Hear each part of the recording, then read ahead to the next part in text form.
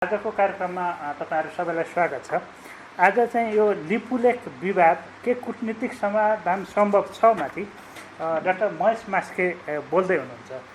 महेश मास्के चाहिँ 2002 मा बोस्टन युनिभर्सिटीबाट विद्यावारिधि गर्नुभएको हो पब्लिक हेल्थमा। त्यस पछाडि उहाँ इन्स्टिच्युट अफ मेडिसिनमा जुन त्रिभुवन विश्वविद्यालय अन्तर्गत छ त्यसमा प्राध्यापक हुनुहुन्थ्यो। अलि पछाडि उहाँ स्वास्थ्य मन्त्रालयमा सल्लाहकार भएर जानुभयो र अहिले हामी सबैलाई थाहा नै छ उहाँ चाहिँ भर्खरै मात्र भनेको केही अगाडि चीनका लागि नेपालको राजदूत हुनुहुन्थ्यो र उहाँले रिटायर गरेर यहाँ आउनु भएको छ। अहिले चाहिँ उहाँ नेपाल पब्लिक हेल्थ फाउन्डेसनसँग को अध्यक्ष हुनुहुन्छ र अर्को चाहिँ नेपाल अल्टरनेटिभ रिसर्च सोसाइटी भन्ने छ त्यसमा पनि हुनुहुन्छ। कार्यक्रम अबको 35 देखि 40 मिनट महेशजीले बोल्नुहुन्छ, त्यस पछाडि हामी खुला छलफलमा जान्छौँ। महेशजी धन्यवाद। मलाई यो मार्टिन चौतारीले यो आमन्त्रण गरेपछि केही बोलिदिनु पर्यो भनेर भन्नुभएको थियो र त्यसमा विषय पनि तपाईँ आफै छान्नुहोस् भन्नुभएको हुनाले मलाई कस्तो भइरहेछ भने म यो चीनको बारेमा बोल्दाखेरि पनि कूटनैतिक उसको बारेमा बोल्दा पनि लिपुलेखको कुराहरूको सन्दर्भ आइनै आएको छ। अनि यसको बारेमा धेरै ठुलो चर्चा भयो नेपालमा जति बेला म चीनको राजदूत थिएँ र जति बेला हामीले चीनसँग त्यसको बारेमा कुरा गरिरहेको थियौँ। तर मलाई के लाग्यो भने त्यो अध्ययन गर्दै जाँदाखेरि यसको तथ्यहरू चाहिँ त्यो जुन किसिमले बाहिर पब्लिकली आउनु पर्थ्यो त्यसरी आएको जस्तो देखियो। यतिकै बोल्दा ठिक छ त्यो जुन त्यत्रो धेरै हाम्रो नेसनल एवेरनेस भएको होइन एउटा इमोसनल कुरा पनि थियो त्यो। तर अब चीनसँग कुरा गर्नुपर्ने हुँदाखेरि जस्तो खालको तथ्यहरू लिएर हामीले कुरा गर्नुपर्ने त्यो तथ्यहरू चाहिँ मलाई कमजोर भएको लाग्यो र हामीले कुरा त राख्यौँ र कुनै बेला यदि आवश्यक पऱ्यो भने हामीले के राख्नु भन्ने कुरा पनि त्यसलाई पब्लिक गरिनेछ होइन। तर सशक्त ढङ्गले हामीले उठायौँ। तर त्यो उठाउने क्रममा मलाई के लाग्यो भने सबभन्दा ठुलो कमजोरी त नेपालकै छ र त्यो कमजोरीलाई हामीले हल नगरिकन न त हामी चीनसँग कुरा गर्न सक्छौँ न भारतसँग कुरा गर्न सक्छौँ। मैले त्यति बेला अब बुद्धिनारायणजी हुनुहुन्छ, बुद्धिनारायणजीसँग धेरै फोनमा कुराकानी गरेको छु, उहाँले धेरै मलाई सघाउनु भएको छ र मैले पीताम्बर शर्मा जो आज उपस्थित हुन पाउनु भएन, आउनेवाला हुनुहुन्थ्यो, उहाँहरू दुईजनासँग म लगातार सम्पर्कमा भएर अनि त्यसपछि त्यो एउटा क्रोनोलोजिकल इभेन्ट जस्तो छ त्यो हाम्रो कति बेला चाहिँ यो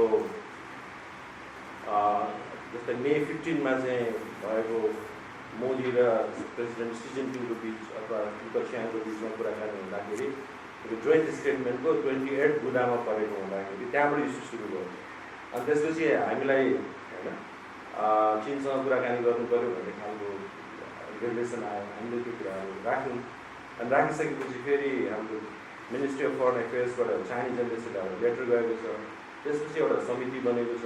यी सबै कुरा चाहिँ एउटा क्रोनोलोजिकल अर्डरमा त्यो जति बेला 28 यो पोइन्टको बारेमा विवाद उठ्यो र यो जुन 10 मा हामीहरूले रिसिभ गरिसकेपछि 16 मा गएर कुराकानी गर्नुपर्ने थियो। त्यसको बिचमा धेरैचोटि छलफल भयो, धेरै अध्ययन गरियो र चीनसँग कुरा गर्नुपर्ने बेलामै मलाई चाहिँ के प्रश्न भइसकेको थियो भने हाम्रो पोजिसन विक छ। अब त्यो भन्ने कुरो भएन त्यति बेला। त्यसको बारेमा म अलिकति राख्न चाहन्छु। त्यसको विकनेस चाहिँ कहाँनिर भयो भने र त्यही विकनेस यदि हाम्रो भइरह्यो भने हामीले भारतसँग पनि कसरी कुरा गर्ने भन्ने कुरा गर्छ। त्यसैले म सबभन्दा पहिले यो म्याप, यो गुगल म्याप हो, यसबाटै म तपाईँहरूलाई हेर्न अनुरोध गर्न चाहन्छु। र यो यसमा एउटा डट जस्तो देखाएको छ होइन, त्यो डट चाहिँ वास्तवमा हाम्रो विवादित क्षेत्र त्यही हो भन्ने 3500 हेक्टर जमिन त्यसभित्र परेको हुन्छ। यसलाई ठुलो बनाएर त्यो जमिन चाहिँ एउटा सर्कल जस्तो, त्यसकै छेउमा कतै लिपुलेख छ, कालापानी पनि छ होइन। तर मेन कुरा के हो भने यो गुगल म्यापले यो डट राख्छ होइन, हाम्रो म्यापमा त छैन यो है। यो हाम्रो जुन म्याप छ त्यो म्यापले यो डट देखाउँदैन, तर यो गुगल म्यापहरू जस्तो अन्तर्राष्ट्रिय उसमा चाहिँ डट देखाउँछ। उसले के भनिरहेछ भने यो विवादित ठाउँ छ भन्ने किसिमको उसको एक्नोलेजमेन्ट, तर हामीले त्यसलाई मान्दैनौँ होइन हाम्रो स्थिति। अनि त्यसपछिको यो कुन एरियातिर छ, मैले एउटा यो पोलिटिकली करेक्ट म्याप छैन, तर यसले तपाईँहरूलाई यसको इम्पोर्टेन्स देखाउँछ। यो कैलाश मानसरोवर होइन भएको ठाउँ, अब यसको छेउमा तपाईँको लिपुलेखहरूको यो करेक्ट म्याप छैन, तर पनि यो होइन यसलाई देखिन्छ गुइयो काला पानीको। तर यसलाई नोट गर्नुपर्ने यो जुन यसरी बनाएको हुन्छ त्यो हामीले ख्याल गर्नुपर्ने कुरा हो। र त्यसलाई चाहिँ हामीले यो म्याप जुन चाहिँ सबभन्दा बढी मलाई लाग्छ पत्र पत्रिकाहरूमा चाहिँ आयो र जुन चाहिँ करेक्ट छ, र त्यसको बारेमै हामीले यसलाई बुझेर हामीले हाम्रो भोलि गएर एउटा डिप्लोमेटिक सोल्युसन खोज्नको लागि यो धेरै सहयोगी हुन्छ जस्तो लाग्छ मलाई। यसको चाहिँ 3वटा लाइन हेर्नुपर्ने, यो यताबाट आएको हामीले क्लिन गरेको काली नदी, यो ओरिजिनल यो हुनुपर्ने, लिपिया धुरा कतै कता माथि टुप्पोमा होइन, त्यहाँबाट आएको यसरी आउनुपर्ने। अनि यो पछि बनेको काली नदी भनेर जुन चाहिँ लिपुलेखहरूबाट आएको नदीहरूको यो हाम्रो सुगौली सन्धिले दिएको सिमानाबाट चाहिँ त्यो कुनै बेला सिफ्ट भएर यो सिमानाबाट आएको स्थिति भयो होइन। अनि त्यसपछि अर्को एउटा निलो धर्का पनि छ। अनि यो एरिया जुन छ यो अघि भनेको 3500 होइन 3500 हेक्टरको जमिनको कुरा यसभित्र पर्दछ। कालापानी यहाँनिर गऱ्यो होइन, लिपुलेख यहाँनिर गऱ्यो। अहिले खालि तपाईँहरूलाई सेन्समा त दिएको, यसको म 2-3 चोटि यो म्याप देखाउँछु अनि यसको डेप्थमा हामीले बुझ्दै जाने हुन्छौँ। त्यसैले त्यो स्पार्क कहाँबाट भयो भन्दाखेरि यो 0.28 मैले भन्छु जति बेला चाहिँ उनीहरूको जोइन्ट स्टेटमेन्टले यो कुरा पऱ्यो लिपुलेख, र त्यसलाई छ्याङ्ला पनि भन्छ अब दार्जीलिङको भाषामा। त्यसपछि त्यो स्ल्यास गरेर लिपुलेख छ्याङ्लाको कुराहरू सुरु थियो। अनि त्यसपछि हामी सक्रिय भयौँ। र त्यति बेला मलाई हेल्प भएको सबभन्दा ठुलो हेल्प चाहिँ मङ्गलसिद्धि मानन्द र हृदयेश कोइरालाज्यूको एउटा लेख छ, त्यो इन्टरनेटमै एभाइलेबल छ म्यापहरू सहित है। त्यसले सबभन्दा ठुलो सपोर्ट गर्यो। त्यसपछि बुद्धिनारायणजीहरूसँग बराबर करस्पोन्डेन्समा थियो र उहाँले पनि केही म्यापहरू पठाइदिनुभयो। अनि द्वारिकाजी हुनुहुन्छ भनेदेखि उहाँको लेखहरू, उहाँले एउटा लेख पिताम्बरजीलाई चाहिँ फरवर्ड गर्नुभयो निहार नायक होइन, इन्डियाको एउटा निहार नायक भन्ने थिङ्क ट्याङ्कको रिलेसन थियो ओके। र त्यो आर्टिकलको इम्पोर्टेन्सको बारेमा म पछि बताउँछु। त्यसमा उहाँ अहिले मैले रतन भण्डारीजीको एउटा कम्पाइलेसन पढेँ, उहाँ यहाँ हुनुहुन्छ कि तर उहाँले एउटा राम्रो कम्पाइलेसन गर्नुभएको छ। अब बुद्धिनारायणजीको त कुरै नगरौँ, उहाँले मलाई यति सहयोग गर्नुभएको छ। र उहाँले पहिलोचोटि म बस्टनमै हुँदाखेरि जति बेला मैले यो विषय बुझाएको थिएन, उहाँ चाहिँ म्यापहरू सङ्कलन गर्दै हुनुहुन्थ्यो होइन। तपाईँ त्यसपछि न्युयोर्क जानुभयो र उहाँसँग कुराकानी गरेपछि मैले त्यति बेलै एउटा लेख लेखेको थिएँ, यस्तो त हाम्रो एउटा हल जस्तो पो हुँदो रहेछ भन्ने कुरा। उहाँले त्यसलाई करेक्सन पनि गरेर पठाउनु भएको आर्टिकल, तर मैले त बुझेको थिइनँ है राम्रोसँग। र अहिले यो गर्ने क्रममा चाहिँ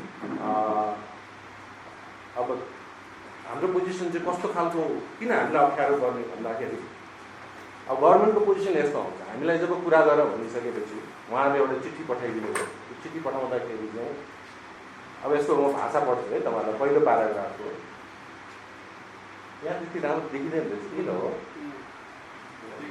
देखिन है, म पढेर सुनाइदिउँ। नेपाल र तत्कालीन ब्रिटिस इन्डिया बीच सम्पन्न सन् 1816 को सुगौली सन्धिको धारा 5 अनुसार काली नदी नेपालको पश्चिम सिमाना हुने उल्लेख छ। सुगौली सन्धिको स्ट्यान्ड गर्यो। अब के भन्छ, नेपालको आधिकारिक नक्सा अनुसार दार्चुला जिल्ला व्यास गाउँ विकास समिति 1 मा पर्ने करिब 35 वर्ग किलोमिटरको कालापानी क्षेत्र सम्बन्धी नेपाल र भारत बीच लामो समयदेखि कायम विवाद मूलतः काली नदीको उद्गम स्थल र वास्तविक काली नदीको पहिचानले उचालेको हो। यो दुईटा लाइनको बिचको जुन असङ्गति छ त्यहाँ हाम्रो प्रब्लम छ।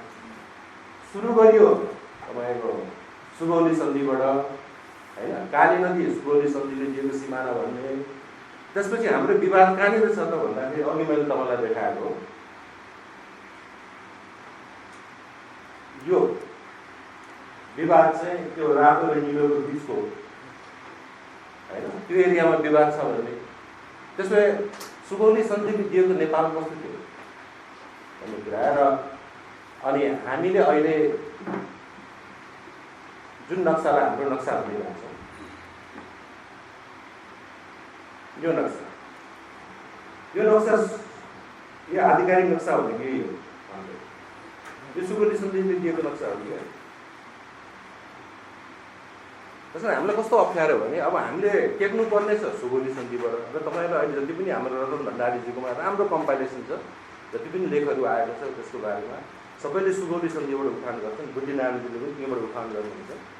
तर जब हामी एउटा सोल्युसन खोज्ने जानमा पुग्छौँ हामीले यसको मात्रै चर्चा गर्छौँ, किनकि हाम्रो म्याप यस्तो छ होइन। अब त्यस कारण त्यसपछि कुरा के आयो भने यदि यो म्याप सुगौली सन्धिको म्याप होइन भने यो म्याप के हो, यसको आधिकारिकता के हो, कसले यो म्याप बनायो? र तपाईँ चीन र भारतसँग कुरा गर्दै हुनुहुन्छ, तपाईँ के को आधारमा तपाईँले टेकेर कुरा गर्नुहुन्छ? सुगौली सन्धिको आधारमा टेक्ने हो भने यो म्याप सुगौली सन्धिको जस्तो छैन, हामीले आफ्नो बच्चैदेखि पढिरहेको म्याप यस्तो चाहिँ होइन भन्ने कुरा हो होइन। सुगौली सन्धि नटेकौँ भने तपाईँको कुनै टेक्ने आधार छैन, तपाईँसँग कुनै त्यस्तो ट्रिटी छैन जसले सिमानालाई डिफाइन गरेको छ। त्यस्तो अवस्थामा चाहिँ हामीले यो डिल गर्नुपर्ने चिज छ। त्यो पढ्दै जाँदाखेरि त्यो कुरा गर्नुभन्दा अगाडि नै यो कुरा थाहा पाउँछ होइन। अनि त्यसपछि त्यसलाई कसरी बनाएर हामीले कुराहरू राख्यौँ, त्यो एकदमै मिलाएर होइन। टेक्नु चाहिँ हामीले एकदम स्ट्रङली सुगौली सन्धिको कुरालाई उठायौँ र कसरी यो कार्टोग्राफिक म्यानिपुलेसन इन्क्रोचमेन्टहरू हुँदै हुँदै चाहिँ अहिलेको स्थिति आयो भन्ने कुराहरू पनि हामीले गऱ्यौँ होइन। त्यो चाहिँ मङ्गल सिद्धिजीको लेखमा विथ एभिडेन्स म्याप्सहरू कुनै पनि इन्टरनेटमा उपलब्ध छ, सबैले हेर्न पाउनुहुन्छ।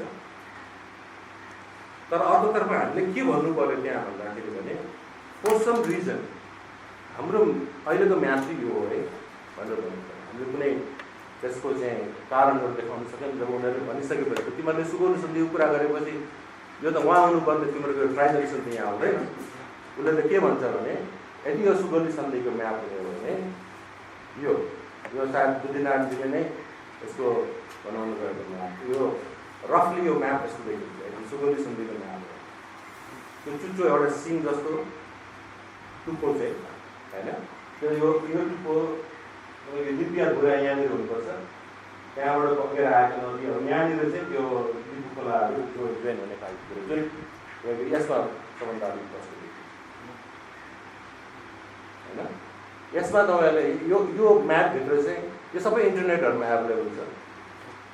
तर के भने यसलाई सिक्वेन्समा राखेर हेर्दै गएपछि मोर मिनिङफुल हुन्छ भनेर। त्यस कारण यदि यो लिपिया धुराबाट हुने यो जमिन सुगौली सन्धिले इक्रार गरेको जमिन अहिले हाम्रो नेपालको नक्सा चाहिँ यस्तो छ। अहिले हाम्रो नेपालको नक्सा होइन, किनकि यो काली नदी यो जुन थियो, यो काली नदी कुनै एउटा समयमा यो अचानक हामीले थाहै नपाइकन हाम्रो सिमाना चाहिँ यो हो। र 1975मा 2032मा यसलाई स्वीकृत गरियो। कसरी स्वीकृत गरियो थाहा छैन। अब यस कुरा चाहिँ सीमाविदहरूले भनिदिनु भयो राम्रो होइन। त्यति बेला चाहिँ नेपालले यो म्याप हाम्रो हो भनेर एक्सेप्ट गरिसकेपछि हामीले यो भूभाग त हाम्रो रहेन नि। यदि हाम्रो आधिकारिक म्याप यो हो भनेर भन्छौँ भने यो भूभाग हामीले छोडिसक्यो। 310 किलोमिटर स्क्वायर किलोमिटरको भूभाग छ।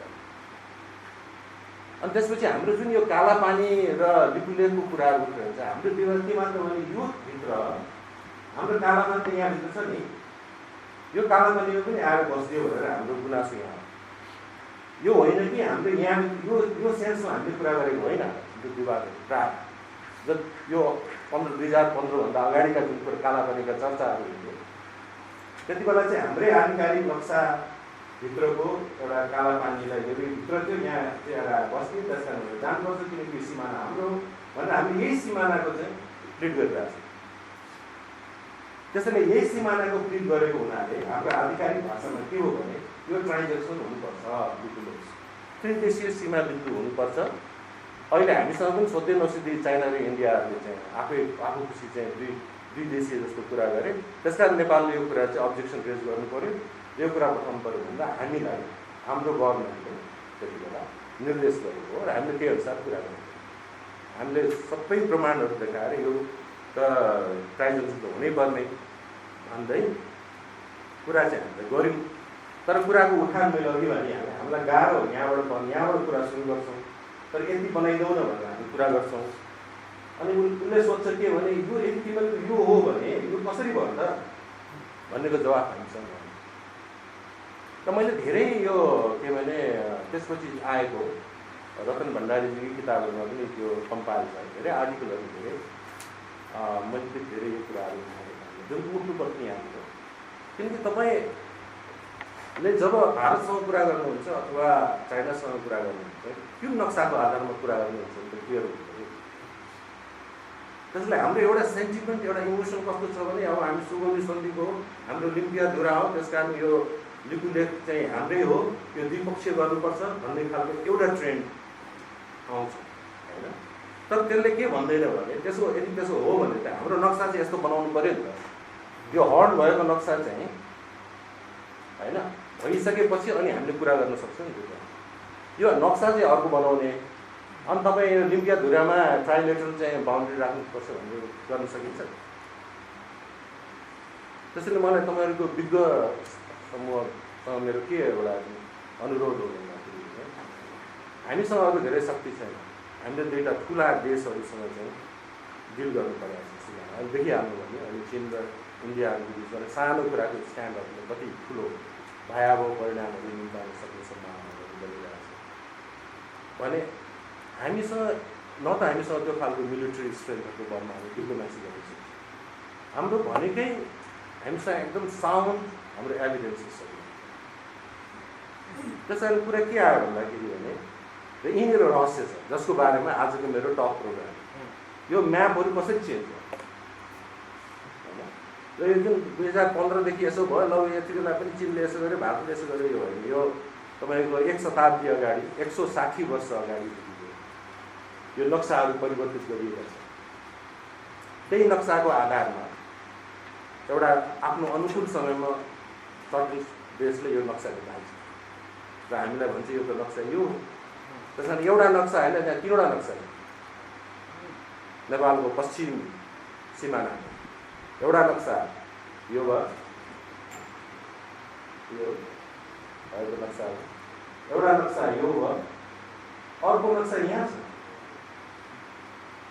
यो पनि नेपालको नक्सा। त्यसैले अघिको जुन त्यो गुगलको जुन थोप्ला देखाएको छ त्यो थोप्ला हामीले यो विवादित ठाउँ हो भनेर देखाएको होइन।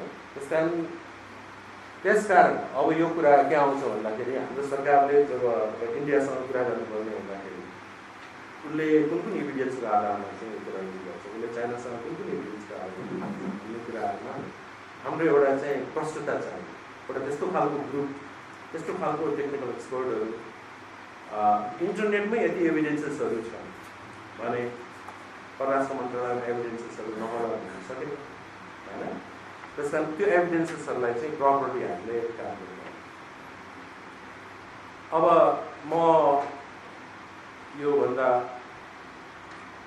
खालि मैले अलिकति उ गरेर देखाएको हाम्रो आधिकारिक पोजिसनमा एउटा यो नक्सा हाम्रो यो हो भनेर भन्ने जुन चाहिँ पछिल्लो खालको नक्सा हो त्यो लिपु खोलाबाट आएको नदीलाई काली नदी मान्ने त्यो हाम्रो सुगौली सन्धिले माग्ने नक्सा होइन। त्यसपछि हामीले लिपु भन्जानको विषयमा यो त्रिदेशीय हो त्यही अनुसार कुरा गर्नुहोस् भन्ने खालको कुरा गरेपछि हामीले कुरा यो तपाईँले बुझ्नु जरुरी छ होइन। तर त्यसो भन्दा भन्दै पनि हामीले के भन्यौँ त अब यो चाहिँ चाइनिजसँग कुरा गर्दाखेरि हामीले भन्यो त्यति बेला हाम्रो 310 स्क्वायर किलोमिटर जमिन चाहिँ यसरी इन्क्रोचमेन्टहरू गरेको छ। तर पनि के भन्यो भने for various reason the government Nepal has accepted this shift of border and the survey department Nepal publish a map in 1975 स्वयं लिपु खोला इन्टरनेसनल बाउन्ड्री। यसरी हामीलाई भन्नु पर्यो फर भेरियस रिजन भनेर हामीले लुकायौँ होइन। त्यो कुराहरू के थियो हामीलाई पनि थाहा थिएन। अब एउटा किन अप्ठ्यारो बुझ्दै आफू त्यस्तो एउटा इम्पोर्टेन्ट पोजिसनमा छु, त्यति डेलिकेट म्याटर छ, त्यो किन भयो भन्ने आफूलाई थाहा छैन होइन। मैले बुद्धिनारायणजीलाई सोधेँ, बुद्धिनारायणजीले भन्नु हेर्नुहोस् न एउटा ठाउँमा त हामी सिक्लेकै छौँ भन्थ्यो उहाँको सबै त्यो भइसकेपछि अनि मलाई के लाग्यो भने समथिङ इज रङ, यही चिजमा कहाँ के भयो होइन। त्यसपछि अनि मैले भने हाम्रो पारा 7, 8, 9 को तपाईँहरूले पछि कुनै बेला रिपोर्टहरू आउट भयो भने यो कसरी यो कार्टोग्राफिक म्यानिपुलेसन भनेको नक्साहरूमै उस्तै चिजहरू तपाईँ एउटा सानो ढड्का तोडिदिनु हो भने नक्सा सर्भ होइन। त्यसैले हाम्रो भैरवी सालजीले भन्नुहुन्छ मैले त चुनाव गराएको हो, त्यहाँ ट्याक्स तिरिरहेको हो, हामीले भोट दिएको छ नि, सर्वे गरेको भन्नुहुन्छ, त्यो चाहिँ चलिरहेको छ एकातिर, अर्को उतातिर कोरेर अर्को नक्सा बनाइसक्यो। र हाम्रो विडम्बना के छ भने धेरै पछिसम्म हाम्रो नक्साहरू ब्रिटिसले बनायो, त्यसपछि इन्डियाले बनायो होइन, बुझ्नुभयो? हाम्रो नक्साहरू त हामीले कहिलेदेखि बनाउनु पायो, उनीहरूकै हातमा डाडु पन्यो अनि उनीहरूले कोर्छन् अनि त्यो नक्सा लिएर हामीसँग कुरा गर्छ।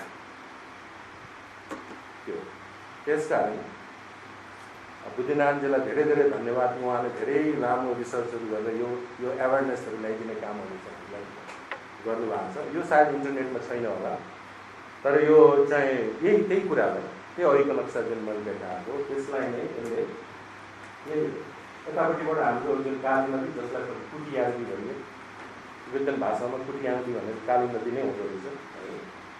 त्यो त्यसपछि यतापट्टिबाट काली नदी भन्न थाल्यो, त्यसपछि गरेर अनि यो अर्को यो बिचकोहरू जुन देखाइएको थियो त्यही नै हो। यहाँनिर लिपु पास है। अनि यहाँनिर मैले अघि मेरो शीर्षक पनि तपाईँले हेर्नु हो भने म अर्को यसमा नोट गर्न चाहन्छु, किनकि मैले भनेको छु Lipulekh pass controversy is the diplomatic solution.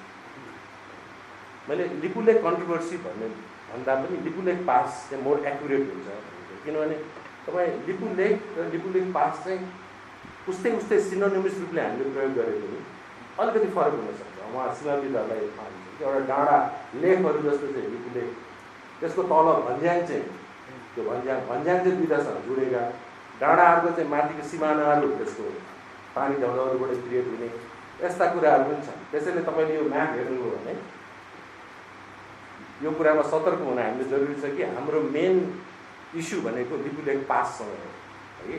त्यस कारण यहाँ हेर्नु भने लिपु लेक पास यहाँ भनिएको छ, यसले लिपु लेक भनिएको यो यहाँनिरकोमा।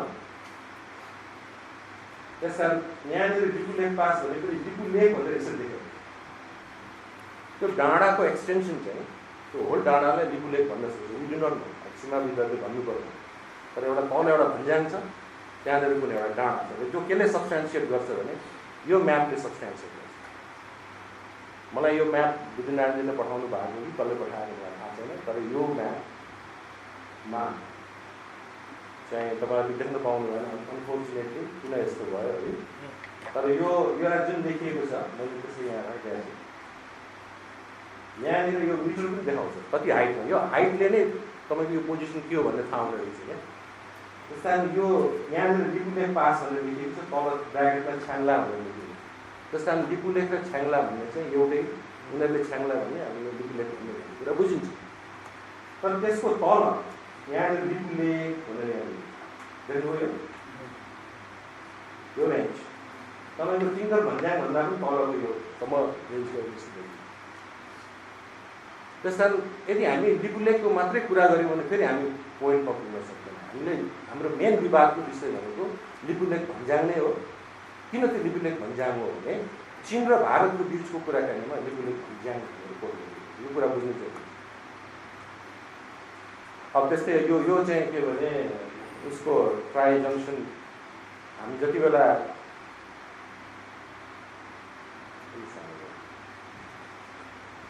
यसलाई कसरी बनाउने थाहा भएन मलाई, तर यो अलिक ठुलो भएछ यो चाहिँ चीनसँगको हाम्रो प्रोटोकल बनाउँदाखेरि त्यति बेला एग्री गरिएको यो यहाँ छ्याङ्ला भनेर लेखेको छ। यो अहिलेको उचाइहरू पनि तपाईँले 5091 यो एरिया नै ट्रान्जेक्सन हुनुपर्छ भनेर। त्यस कारण यहाँ कस्तो अब तपाईँ क्रोनोलोजीमा हेर्नुहोस् होइन, 1955मा हाम्रो दौत्य सम्बन्ध स्थापित भयो। 1956मा हाम्रो टिबेटको ट्रेडसँगको एउटा हामीले एग्रिमेन्ट गरेका छौँ चाइना टिबेट अटोनोमस रिजनको। त्यसपछि 60-61मा चाहिँ हाम्रो बाउन्ड्री प्रोटोकल, त्यसमा चाहिँ पहिला अब युपीको पालामा एग्रिमेन्टको बाउन्ड्री प्रोटोकलको बारेमा डिस्कसन भयो र राजा महेन्द्रको पालामा चाहिँ हाम्रो बाउन्ड्री ट्रिटीको बारेमा साइन भयो 61। त्यो 60-61 को दौरानमा मात्रै नेपाललाई थाहा भयो कि हाम्रो ट्रान्जेक्सन पोइन्ट चाहिँ यहाँ हुनुपर्ने होइन, त्यस कारण यहाँ यसरी गर्नुपर्छ भनेर नेपालले प्रस्ताव गर्यो। अनि चाइनिजहरूले के हो त्यसो यो त इन्डियासँग बसेर कुरा गर्नुपर्छ भनेर इन्डियनहरूलाई पनि बोलाएर कुरा गर्न अनुपस्थित भयो। त्यो बेलादेखि यसमा 0 पिलर हाल्न सकिएको छैन होइन।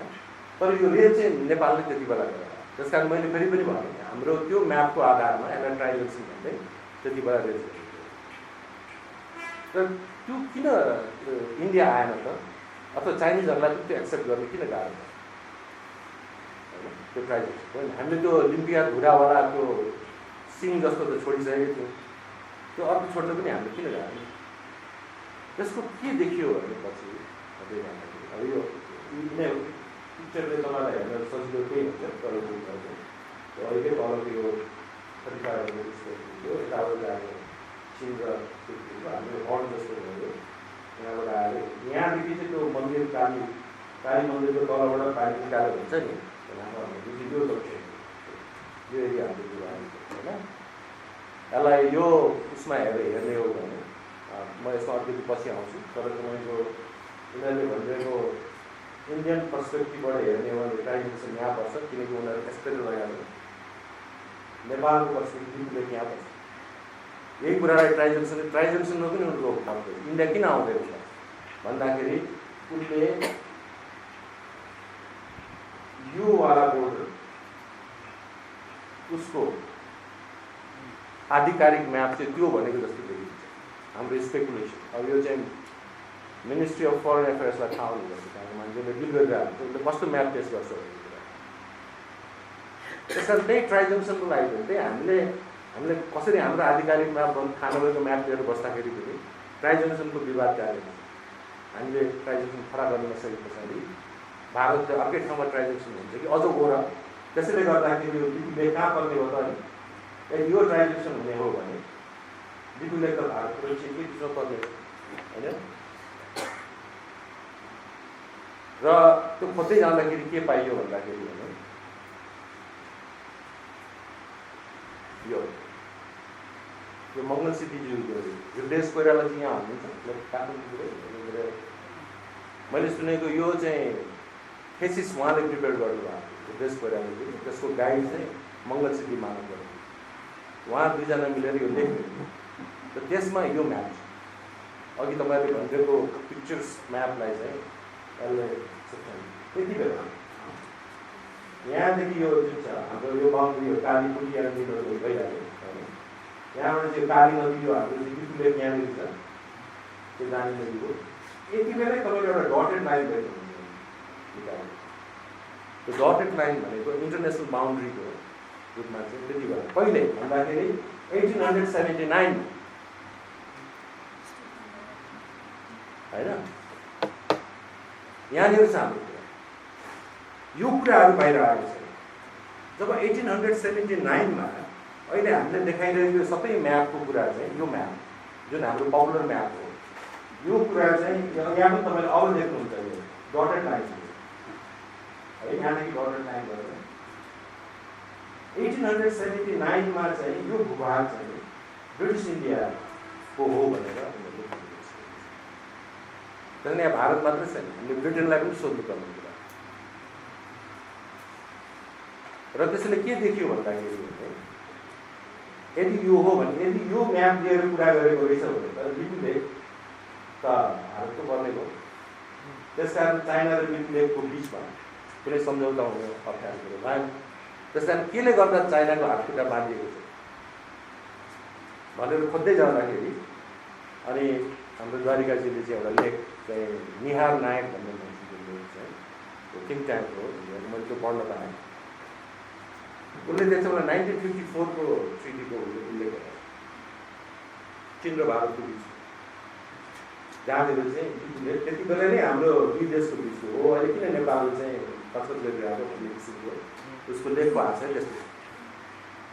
अनि उसले भनेको कुरा साँचो हो कि होइन भनेर मैले खोज्नु थालेँ।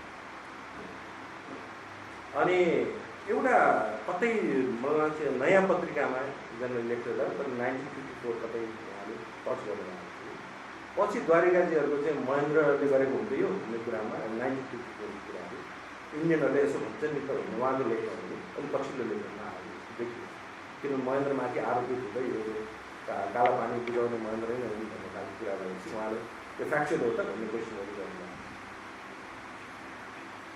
अनि मैले जाँदा के पाएँ भने हाम्रो तपाईँले चिन्नुहुन्छ यो देखिँदा के देखिन्छ होला ए यो त गाड चाहिँ देखिने रहेछ। यो चाहिँ हाम्रो प्रोफेसर वाङ हुङ वेन भन्ने एउटा सरोजले चिन्छ, नेपालमा पनि उहाँ पपुलर हुनुहुन्छ, धेरै उहाँले होइन नेपालको त्यति बेला कन्फ्लिक्ट रेजोल्युसन गर्नु उहाँको चाहिँ साउथ एसिया एक्सपर्ट हो, विशेष गरी इन्डिया विषयमा। उहाँले एउटा किताब लेख्नु भएको थियो critical review of contemporary source China Indian relations भनेर। त्यसको एपेन्डिक्समा चाहिँ यो ट्रिटी हो। यो ट्रिटीमा तपाईँले हेर्नु यो डेट 1954 April 29 को र यो agreement between people's republic of China and the republic of India on trade and intercourse between Tibet region of China and 54 मा हामीले कहिले गऱ्यौँ हाम्रो दौत्य सम्बन्ध 55 मा र हामीले कहिले रेज गऱ्यौँ 60-61 मा चाहिँ हामीले ट्राइबल सम्बन्ध गऱ्यौँ। 54 मा उनीहरूले एउटा एग्रिमेन्ट गरे र त्यो एग्रिमेन्टले के भन्यो आर्टिकल 4 मा हेर्नुहोस् है। यो आर्टिकल 4 मा के भन्छ भने traders and pilgrims of both countries are travel by following passes भनेर यहाँ सबै पास छ होइन। दोस्रो तेस्रो चौथो पाँचौँ यो चाहिँ हो रिगुलर पास।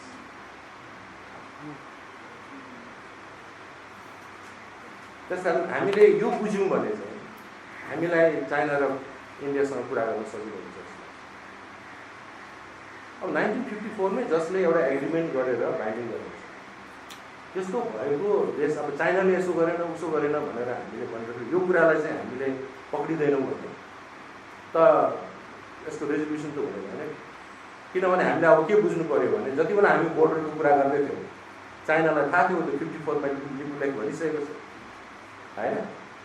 त्यसपछि उसले के भन्छ भन्दाखेरि भने यो कुरा हामीलाई थाहा थिएन, तिमीहरूको बााउन्ड्री डिस्प्युट छ भन्ने कुरा इन्डियासँग कुरा गरी मिलाऊ, तिमीहरूले जे राजी हुन्छ त्यो हामी तयार छौँ। अहिलेसम्म उनीहरूको स्ट्यान्ड त्यही हो। तर कुरा कहाँ मिल्दैन भन्दाखेरि भने हाम्रो र इन्डियाको बिचमा यसलाई रिजल्भ गर्नु होइन। अब हाम्रो डिप्लोमेटिक च्यालेन्ज के हो भने कसरी यो चिज हामीले मिलाउने, जहाँ चाहिँ हाम्रो जुन हुनुपर्ने अब हाम्रो कसरी गर्नु लिपलेखको फेरि यसलाई गरेर हामी केही म्यापमा जानु पर्यो के हेरिसकेपछि यदि हामीले यो लिन्छौँ भने पनि लिपुलेख हाम्रो यसैभित्र पऱ्यो होइन। नेपाल र यदि हामी चाहिँ लिम्पिया धुरालाई ट्राइजेन्सन मान्छौँ भने लिपुलेख नेपाल र चीनको बिचको चाहिँ द्विपक्षीय दुई देशको बिचको त्रिपक्षीय भन्नु परेन। हामी केमा स्ट्यान्ड गर्ने हो त्यो कुरा क्लियर हुनु पऱ्यो। यदि हामीले यसलाई मान्ने हो भने यो ट्राइलेटरल त्यस ट्राइलेटरललाई हामीले कोसिस गर्नु पर्यो। अब यसलाई मान्ने हो भने कुरै सिक्यो होइन। हामीले मान्ने कसलाई त्यो भएको हुनाले अब मैले त्यति बेला दुईवटा डेभलपमेन्ट भयो। एउटा चाहिँ पिताम्बरजीहरूसँग कुराकानी गर्दाखेरि उहाँहरूको अब अरू द्वारिकाजीहरू अरू साथीहरूसँग पनि कुराकानी चलिरहेको होला। त्यहाँ एउटा 10वटा पोइन्टको चाहिँ उहाँहरूले एउटा तयार गर्नु जसमा चाहिँ यो हाम्रो म्याप नै बारेमा हामीले पुनर्विचार गर्नुपर्छ। त्यो सुगौली सन्धिको आधारको म्यापमा हामीले हाम्रो नेगोसिएसन गर्नुपर्छ भन्ने खालको एक्सपर्टहरूको एउटा 10 बुँदे पत्र त्यो पब्लिक भएन जस्तो लाग्छ। म आज पब्लिक गरिदिने सुरुमा छु, त्यो तपाईँहरूले लगेर हुन्छ है। दोस्रो चाहिँ के भयो भन्दाखेरि भने यो मैले नागरिक इन्टरभ्यू यो 25 जुलाई 2015 मैले बोलेँ किनभने मैले देखेँ यो बोल्नु जरुरी छ। त तपाईँहरूले त्यति बेलाको फेरि गएर एकचोटि हेर्नुहोस् होइन। म एउटा सिटिङ एम्बेसडरले गभर्मेन्टको अघि मैले भनिहालेँ आधिकारिक पोजिसन के छ, त्यसो हुँदाहुँदै मैले यस्तो बोल्न सक्थेँ कि सक्दैन। मैले के बोलेँ भन्दा लिपुलेखको मुद्दा चीनसँग हामीले सविस्तार र सशक्त रूपमा उठाएका छौँ। लिम्पिया धुराबाट बगेर आउने ठुलो नदी नै सुगौली सन्धिले किटान गरेको काली नदी हो र त्यो नेपाल भारत बिचको सीमा नदी हो भनेर चीनलाई भनेको छौँ। तर 2032 सालदेखि हामीले मानिआएको नेपालको सरकारी मानचित्रले लिपुलेकबाट बग्ने लिपु खोलालाई काली नदी मान्ने भएकोले सुगौली सन्धिले सीमाङ्कन गरेको भूभागलाई आधार मानेर छलफल गर्न अप्ठ्यारो छ। ब्रिटिस शासनकै पालामा नक्सामा चलखेल गरेर लिपुलेकबाट बग्ने लिपु खोलालाई काली नदी बनाएपछि नेपालको 310 किलोमिटर जमिन गुम्न पुग्यो र सन् 1962 आएर लिपु खोला पूर्वको कालापानी क्षेत्रको 62 किलोमिटर जमिन पनि विवादमा परेको छ। पहिलो पोइन्ट मैले यो बोलेँ। दोस्रो मैले के भने सुगौली सन्धिको सीमाङ्कन अनुसार लिपुलेक भन्ज्याङ नेपालको भूभाग हो, नेपाल र चीनको सीमा बिन्दु हो। यदि हामी चाहिँ सुगौली सन्धिलाई मान्ने हो भने यो ट्राइलेटरल होइन भनेको छु, त्यो बाई जङ्सन हो। तर लिपुलेकबाट बग्ने लिपु खोलालाई काली नदी मान्दा लिपुलेक भन्ज्याङ त्रिदेशीय सीमा बिन्दु भन्न पुगेको छ। नेपाल र चीन सीमा सन्धि हुने बेला लिपुलेक भन्ज्याङलाई त्रिदेशीय सीमा बिन्दुको रूपमा टुङ्ग्याउन भारतको अनुपस्थितिले गर्दा सम्भव भएको थिएन। नेपालको अहिलेको मानचित्रको आधारमा पनि लिपुलेक भन्ज्याङ भारत र चीन बिचको द्विपक्षीय होइन, त्रिदेशीय सीमा बिन्दुको रूपमा प्रयोग हुनुपर्छ भन्ने। अन्त एकैचोटि मैले द्विपक्षीय र त्रिपक्षीयको कुरा गरिदिनु पर्छ मलाई कुनलाई आधार मानेर भन्ने होइन। त्यस कारण त्यो आधार बुझाउनु पऱ्यो नेपालको चाहिँ। अब के हुन्छ त भनेर उहाँले सोध्नु। अनि मेरो लास्ट क्वेसन आन्सर के छ भने हामी कुन मानचित्रको आधारमा अन्तर्राष्ट्रिय समुदायसँग सीमावाद विवादबारे छलफल गर्न चाहन्छौँ? सुगौली सन्धिले किटान गरेको लिपिया धुराबाट बग्ने काली नदीको आधारमा कि लिपुलेकबाट बग्ने लिपु खोला काली नदीको आधारमा भन्ने प्रश्न उठाउँछ। सुगौली सन्धिलाई आधार मान्ने हो भने नेपालको वर्तमान मानचित्र सोही अनुरूप परिवर्तन हुनुपर्छ। त्यति बेलै मैले भनेको 1 वर्ष अगाडि सिटिङ एम्बेसडर मैले 2 चोटि यस्तो गरेको छु। एउटा चाहिँ यो पेट्रोलियमको बेलामा साह्रै यो भएन भनेपछि मैले गभर्मेन्टको यो तोडेर अनलाइनमा मैले एउटा इन्टरभ्यू दिएँ। हामीले पेट्रोल किन्न सक्छौँ चीनबाट, तर नेपालबाट त्यो चाहिँ आएन। त्यसले एउटा हल्लीचल्ली पनि मचायो। अर्को यो ममाथि एक्सन त भएन, हुन सकेन। तर के भने यो त्यो कुरा मैले त्यति बेला भने मैले के भने 1 वर्षपछि त्यसपछि अब जुलाई 15 भन्यो, जुलाई 17 भयो, 2 वर्ष। त्यसपछि पनि तपाईँको यो खालको कुराहरू त्यति मिडियाले टेकअप गर्यो किन? म फर्केर 1 वर्ष बढ्न पर्यो। मलाई हरेक ठाउँमा जहाँ बोलाएको छ मैले यो भनिरहेको छु। तपाईँ मेरो इन्टरभ्यूहरू हेर्नु, सायद रातोपाटीको इन्टरभ्यूहरू छ, अब जति पनि इन्टरभ्यूहरूमा मलाई लिपुलेकको बारेमा सोध्नु। अस्ति बिबिसीको इन्टरभ्यू पनि भनेको। तर यो कुरा हुँदैन। यो कुरा नउठाइकन तपाईँ कसरी सल्भ गर्न सक्नुहुन्छ? चीनलाई गाली गरेर भारतलाई गाली गरेर हुन्छ? इमोसनल डिल गरेर हुन्छ? यो अहिलेको त बहादुर शाहको पालाको नेपालको होइन, अहिले धेरै चेन्ज भइसकेको छ। अहिले त हामीले धेरै बुद्धि पुर्याएर धेरै इभिडेन्सको आधारमा डिप्लोमेटिकली तिमीहरूको पनि समस्या बुझ्छौँ, यहाँ यो भारतलाई यसरी मिलाउन यहाँ यस्तो देखियो, यो त ब्रिटिसरले गरेको बेलामा यो कुराहरू फ्री इन्डियाले यो गर्नु जरुरी छ र हाम्रो भन्ने कुराहरू। तर जुन कुरामा हामी नै छैन, हाम्रो अडान नै के हो भन्ने कुरा थाहा छ। के कुरा त्यो टेबलमा बसेर के कुरा उसले यही कुरा सोधिदियो भने तिम्रो स्ट्यान्ड पोइन्ट के हो भनेर भनिदियो भने के भन्छ? हो यो कुरा चाहिँ क्लियर हुनु पऱ्यो भनेर मैले तपाईँलाई जुन त्यो म्यापहरू देखाएँ त्यो सिरिजमा बुद्धिनारायण धेरै आर्टिकल, अब तपाईँले उहाँको आर्टिकल हेर्नु हो भने त्यो सिरिजमा म्याप कसरी चेन्ज हो भन्ने कुराहरू पनि देख्छ होइन। अनि त्यसपछि मङ्गल सिटीहरूको हेर्नु हो भने त्यो जुन चेन्ज सिरिजमा भयो एउटा हामीले 3वटा जुन म्याप छ, त्यो 3वटा म्यापमा चाहिँ नेपालले यदि ल हामीले नेसनल कन्सेन्सस हेऱ्यो, हामीले बिचकै म्याप दिने हो होइन, हामी भने सुगौली सन्धिको किन बन्द गर्नु? सुगौली सन्धिको रिफरेन्सै नगर्नुहोस् होइन। हाम्रो अहिलेको म्याप आधिकारिक म्याप हो। सुगौली सन्धिको रिफरेन्स गरिसकेपछि सुगौली सन्धिलाई टेक्ने हिम्मत हुनुपर्छ। र यदि सुगौली सन्धिलाई रिफरेन्स लिएर पनि अहिले चाहिँ हामी यो मिडल पोजिसनमा आउने हो है, लिपु खोलालाई आउने हो भने त्यो टेक्ने हामीसँग एउटा संवैधानिक, एउटा लिगल, एउटा पोलिटिकल आधार कुन ट्रिटीले यो गर्न भन्छ? नत्र भने तपाईँलाई के हुन्छ भने हामीले डिप्लोमेसीमा हेर्दाखेरि सुगौली सन्धिलाई छोड्नुभयो भने तपाईँसँग बहस गर्ने ठाउँै हुँदैन। आधार त छैन, उसले अर्को म्याप निकाल्छ, हुनसक्छ हामीलाई थाहा नभएको अर्को म्याप होला, म्याप त यो हो भनेर भनिदियो भने तपाईँ केमा टेक्नु? त्यस कारण यो 3टा म्यापमा सुगौली सन्धिको म्यापको मात्रै भ्यालिडिटी छ, अरू 2टा म्यापको भ्यालिडिटी छैन। तर हाम्रो नेगोसिएसन टेबलमा चाहिँ त्यही 2टा म्यापको कुरा हुन्छ जस्तो लाग्छ। नेपालले एउटा बिचको म्याप निकाल्छ, इन्डियाले अर्को म्याप निकाल्छ, अनि त्यही बिचमा सहमति हुन सक्छ जस्तो लाग्छ है। आज बुद्धिदारी हुनुहुन्छ, गाडीगाडीहरू हुनुहुन्छ, सायद अलिकति यसबारेमा अलिकति कुरा सुन्न पाइन्छ कि, तर मलाई यो बढी भयो भनेर मैले है। अब अस्ति मलाई चाहिँ भारत र चीनको स्ट्यान्डअपको बारेमा बिबिसीले बोलाउनु, तर होल उहाँहरूको लिपुलेखकै कुराहरू चाहिँ सोधेर बसिरहेको हुँदा लिपुलेखको त धेरै कन्सर्न रहेछ हाम्रो। तर यसको जुन तथ्य हो त्यो कुरा ल्याउन चाहिँ किन हामी के कारण यो आउँदैन? यो त एकदम भिजिबल छ नि, सिधै देखिएको कुरा छ नि। म जस्तो लेम्यानले त यो कुरालाई भन्न सक्छु भने त्यस सम्बन्धी लागिरहेको मान्छेहरू थाहा छ नि यो विषय। त्यसैले यो के भने तिमीले यसो गर्दै हामीलाई यस्तो गर्यो सानो देशलाई, चिनले पनि यसो गर्यो, भारतले पनि यसो गर्यो भनेर यसको सोल्युसन हुन गयो।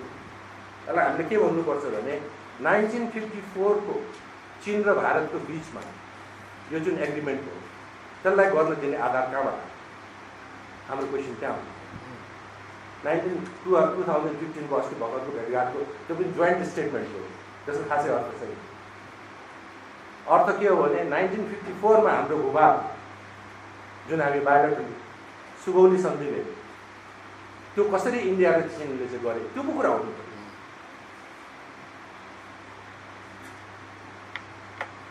त्यस कारण यदि त्यो हामी कुरा उठाउन सक्दैनौँ भने त्यही खालको पोजिसनमा जानु पऱ्यो। किन यत्रो सेन्टिमेन्ट, यत्रो सुगौली सन्धिले यो गऱ्यौँ हामीले, उहाँहरू गऱ्यौँ, चिनाहरू गऱ्यौँ भने किन भन्ने? सिधै अहिले 32 अगाडिको हामीलाई थाहा छैन, 32 सालदेखिको म्याप थियो, यो कसले बनायो त्यो पनि थाहा छैन। थाहा छ त्यसको बारेमा? त्यो म्याप चाहिँ अल्टिमेटली गएर यो नेपालको म्याप हो भनेर कुन ट्रिटीले नेपाल र भारतको बिचमा होइन त्यो 2टा सिमाना त 2टैको सहमतिमा हुनु पऱ्यो, 2टा देशको सहमति। यदि त्यस्तो कुराहरू छ भने त्यो कुराहरू बाहिर आउनु पऱ्यो। त्यसले मैले आज मेरो काम चाहिँ यहाँको विद्युत वर्गमा यो कुराहरू उठाइदिनु, यसको गम्भीरताप्रति चाहिँ मैले ध्यान आकर्षण गरेँ। यसको गम्भीर रूपले यसमा हामीले एक्सर्साइज गऱ्यौँ। त्यस्तै खालको हामीले एउटा वर्कआउट गर्ने टिम यहाँ पछि देख्छु पनि यसको बारेमा कन्सल्ट गरेर बोलिरहेको धेरै विद्वान एक्सपर्टहरू हुनुहुन्छ, उहाँहरूको एउटा टिम बनाइदिउँ होइन। त्यस्तै खालको चाहिँ डिप्लोमेट्सहरू राखिदिउँ अनि उनीहरूले एउटा पोजिसन पेपरहरू चाहिँ निकाल्नु यसबारे, यो है नेपालको पोजिसन, त्यसलाई हाम्रो नेपालको गभर्मेन्टले एन्डोर्स गर्नुहोस्। त्यसको आधारमा हामी 2टै देशको अथवा 3टै देशको मिडियाहरूसँग होइन, डिप्लोमेटिक वर्डसँग अनि थिङ्क ट्याङ्कहरूसँग हामी डायलगमा हुन्छौँ। अनि त्यसपछि एउटा फर्मल प्रोसेसमा हामी छौँ जहाँ चाहिँ नेगोसिएटिङ टेबलमा बसेर यतिमा यसरी मिलाउँ भन्ने खालको कुराहरू त्यो पनि स्टेप हुन्छ। रादर देन त्यो कुरालाई लुकाएर खालि यसले गर्यो कि उसले गर्यो कि भन्ने खालको कुराहरू गर्नु त्यो सक्छ। अनि हाम्रो पोजिसन त्यसो हो भने अनि यहाँ कुरा के उठ्छ भन्दाखेरि भने हामी हाम्रो नेपालको म्याप रिभाइज गर्न तयार छौँ त? क्वेसन त्यहाँ आउँछ। यदि हामी सुगौली सन्धिको कुरा गर्छौँ भने म्यापमा कतै त थोरै देखिनु, डटेड त देखिनु पऱ्यो है। विवादित ठाउँ के हुन्छ भने त्यो डटले देखाउँछ। त्यसैले नेपालसँग यति हिम्मत हुनु पऱ्यो कि उसले सुगौली सन्धिको बेसिसमा कुरा गर्ने हो भने अब त्यो उहाँले देखाउनु भएको जस्तो चाहिँ हाम्रो अहिलेको म्यापमा यो म्यापमा चाहिँ यो भाग चाहिँ एउटा डटेड देखिन्छ होइन। सक्थ्यो सामर्थ्य थियो भने त यो पुरै देखाएर कुराकानी हुन्थ्यो होइन। जस्तो कि चाइनाले गरिरहेको छ अहिलेको डोकलाम, चाइनाको कुरा के उसँग छ, ब्रिटिस इन्डियासँग गरेको चाहिँ होइन, उसको सीमा यो हो। मेरो सीमाभित्रको कुरामा भुटानको अलिकति चित्त नबुझेको, यो हाम्रो बिचको कुरा, इन्डिया किन आउनुपर्ने मान्छे होइन। न त अहिलेको रिभाइज ट्रिटीले भुटानसँगको जुन गरायो त्यसमा इन्डियालाई बस्ने अधिकार पनि दिएको छैन, हिजो थियो अहिले त छैन। भुटानले सोधेको भनेको पनि छैन, फेरि हामीले इन्भाइट गरेर ल्याएको भन्ने कुरो पनि आधिकारिक देखिएको छैन। त्यस कारण यो सबै कुरामा जुन खालको एउटा समस्याहरू उत्पन्न हुन सक्ने रहेछ अलि ठुला देशहरूको बिचमा पनि भन्यो। हामी अनि ठुलो र सानो देशको बिचको सीमाको कुराहरूलाई चाहिँ धेरै संवेदन किसिमले गर्नुपर्छ जस्तो लाग्छ र भारतको विरुद्धमा पनि धेरै कुराहरू गरेर के भन्छ इमोसनली होइन त्यो राजनीति गरेर केही फाइदा छैन। यो कुरा बुझेर यसलाई उठाउनु सक्नु पऱ्यो होइन। त्यहाँ गएर चाहिँ ल मैले मार्च गरेँ यो गरेँ त्यो त्यसले के फरक पर्छ होइन। यो चिजहरूलाई चाहिँ लिएर हाम्रो यस्तो है भनेर नेसनली अनि हामी छिमेकीहरूसँग इन्टरनेसनली सबै सक्छौँ। त्यो भयो भने सायद हाम्रो गर्ने होला र हामीले छिमेकीहरूको पनि कन्सर्न बुझिदिनुपर्छ। यदि जस्तै अब धेरै सीमाहरूमा मेरो गोरुको 12 टक्काबाट गर्दैन अलिकति गिभ एन्ड टेक हुन्छ त्यो गिभ एन्ड टेकको पनि फ्लेक्सिबिलिटी नेपालको हितमा कुन छ भन्ने त्यो मेच्युरिटी हामीसँग तर यो सुगौली सन्धि छोड्यौँ भने चाहिँ हामीलाई कुरा गर्ने आधार हुँदैन भन्ने लाग्छ। मेरो यति नै हो।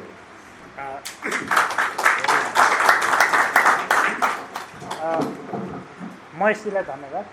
अब चाहिँ हामी खुला छलफलमा लिन्छौँ। खुला छलफलमा चाहिँ एकचोटिमा हामी 3वटा प्रश्न लिन्छौँ। कृपया हात उठाएर सङ्केत गरिदिनु होला। 3टा लिउँ है। हुन्छ उहाँ लेख्ने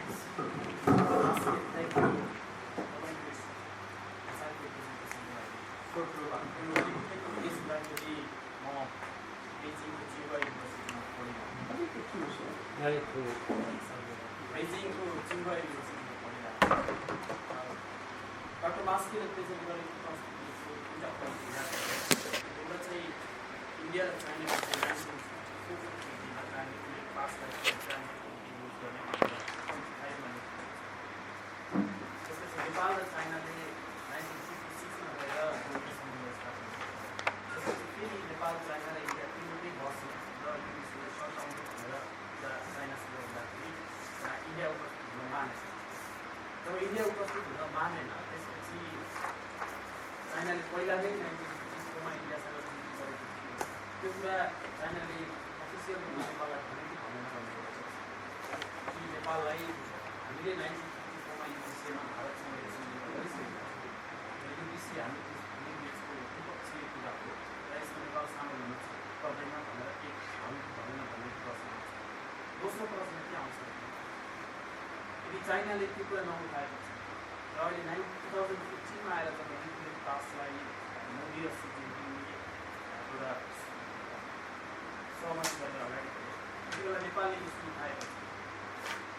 चाइनाले रिभिजिट गरेर त्यो तिनवटा देशले जो समस्या भएको कुरा इन्डिया आउन मानेको थियो त्यसलाई रिफरेन्स लिएर 1954को कुरालाई लिएर चाइनाले नेपाललाई क्लियरली भन्न सकेको थियो कि यो विषयमा यो घटनाहरू भएका छन् त्यो भन्ने कि भनेन भन्ने एउटा प्रश्नसँग मेरो दोस्रो प्रश्न के छ भने मोदी पावरमा आएपछि मैले यसलाई चाहिँ नो सेक्युरिटी पर्सपेक्टिभबाट र दुईवटा कन्ट्रीको ट्रेडको पर्सपेक्टिभबाट हेर्दाखेरि चाइना र इन्डियामा धेरै एकदमै नेसनलिक फरवर्ड भएको लिडर तपाईँलाई के देखाउनु परेको थियो आफ्नो ब्याक कन्ट्रीमा भने चाइनासँग अब कुनै पनि विवाद छैन हामी इभन सीमामा पनि सँगै बसेर काम गर्न सक्छौँ भन्ने देख्नु त्यसको लागि जहाँ मेजर समस्या थियो चाइनाले अहिले त प्रब्लम भन्नु ल नाथेला त्यहाँ उनीहरूले छोडेको छ।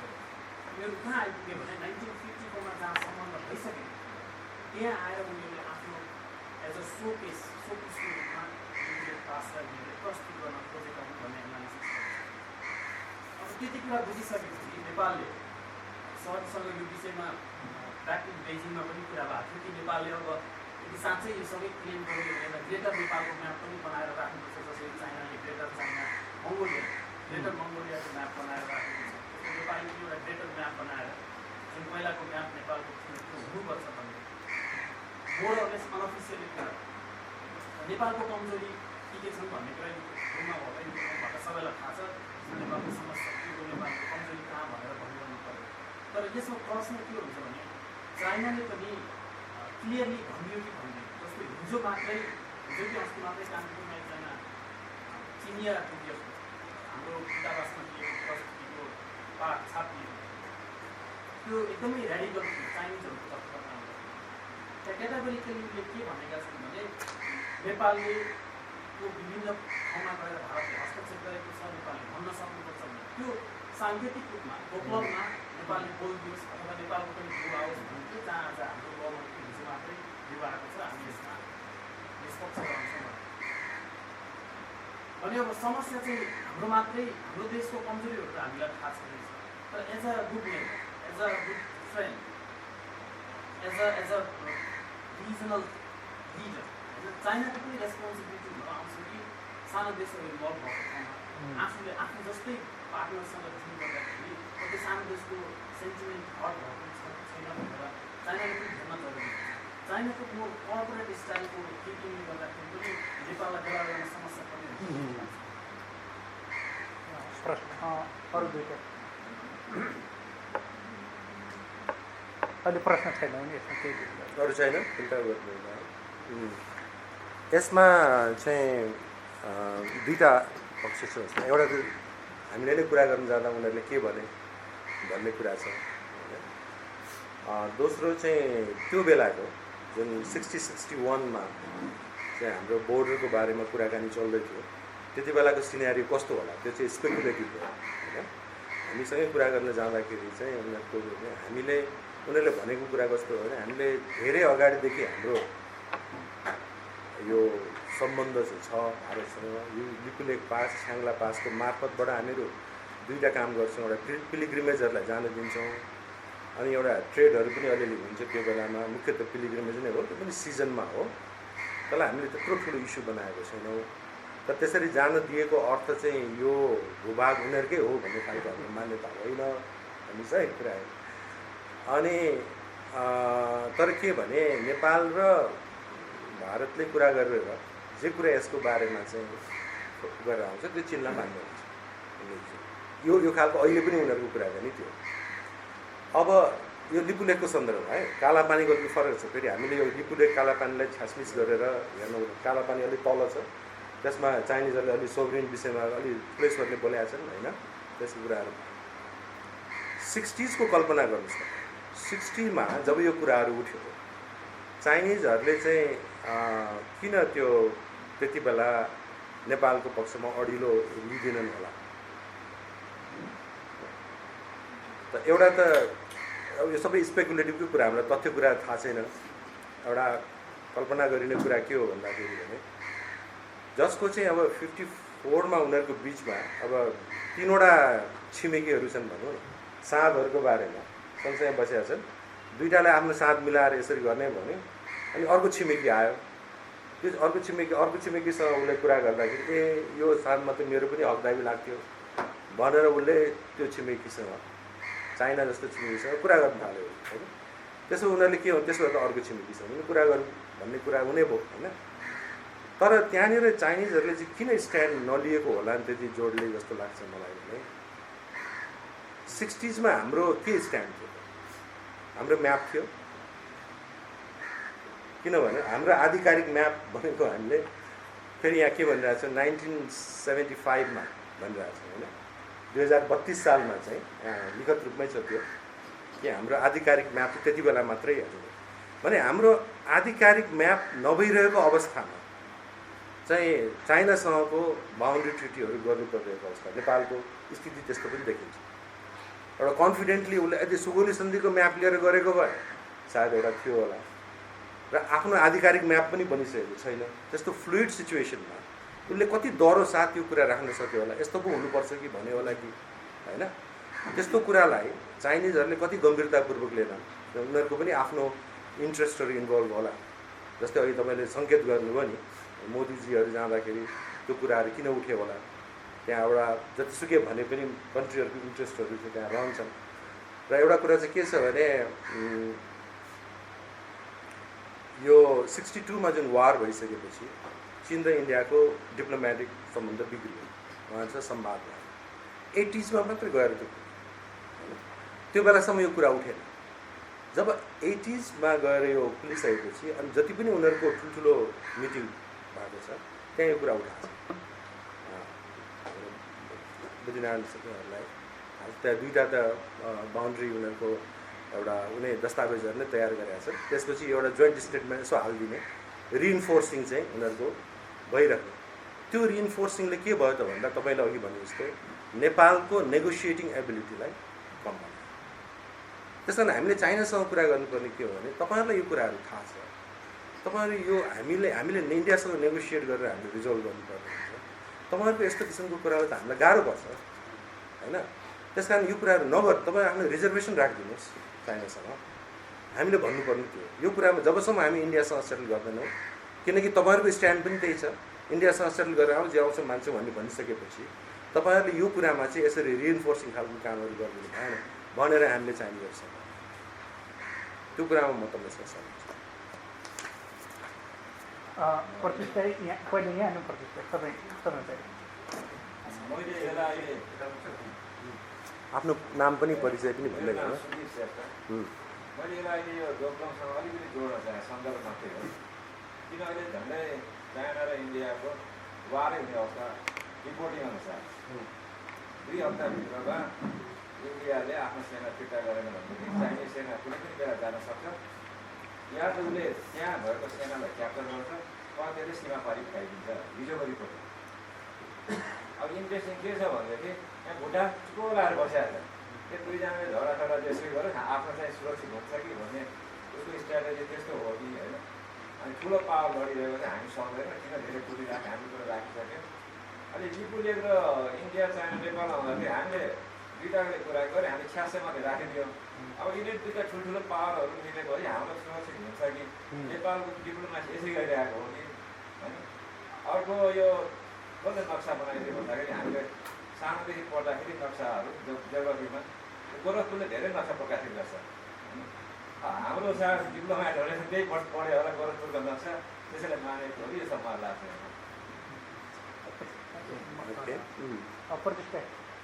तपाईँले भन्नुभयो दुईवटा कुरामा प्रश्न। एउटा चाहिँ सुगरी सन्धिलाई आधार नमान्ने हो भने त्यसलाई आधार मान्ने समस्या निस्कन्छ भन्ने कुरामा, अलिकति पछि चाहिँ यो बााउन्ड्रिजहरूमा गिभ एन्ड टेक भन्ने कुरा भयो।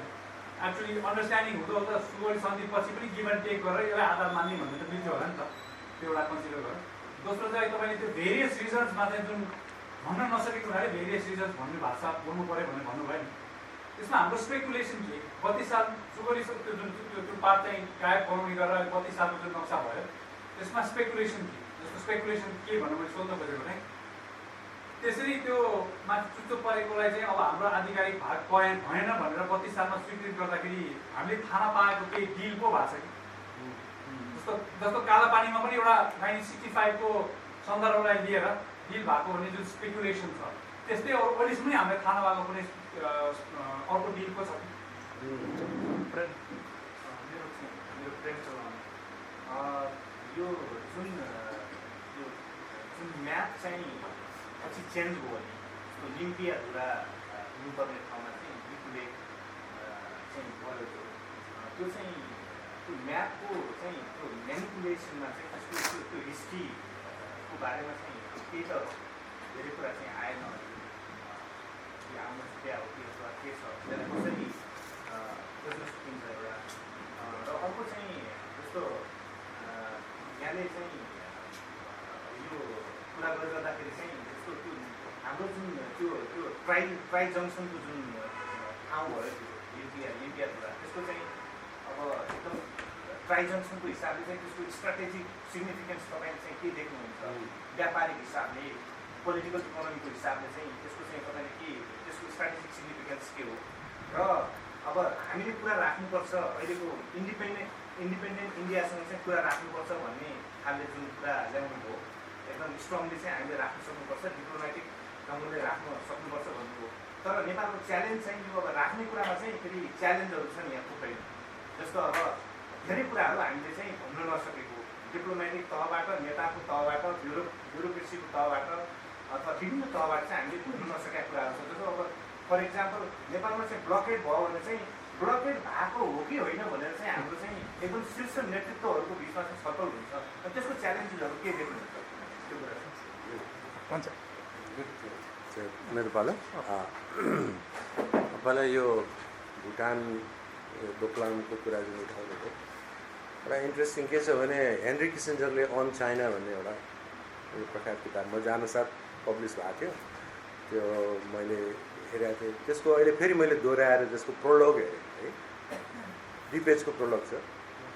यो भारत र चिनको युद्धकै बारेमा उनले कसरी सुरु भयो, त्यति बेलाको कस्तो थियो होइन, यसरी नै स्ट्यान्ड अप भएको, यसरी नै चाहिँ कोही पनि हट्न तयार नभएको सिचुएसनहरूको चाहिँ उसले गरेको छ। र अहिले जुन खालको डेभलपमेन्टहरू भएको छ त्यसले केही पनि घटना घटित हुनसक्छ कि भन्ने आशंका पहिला यस्तो थिएन होइन।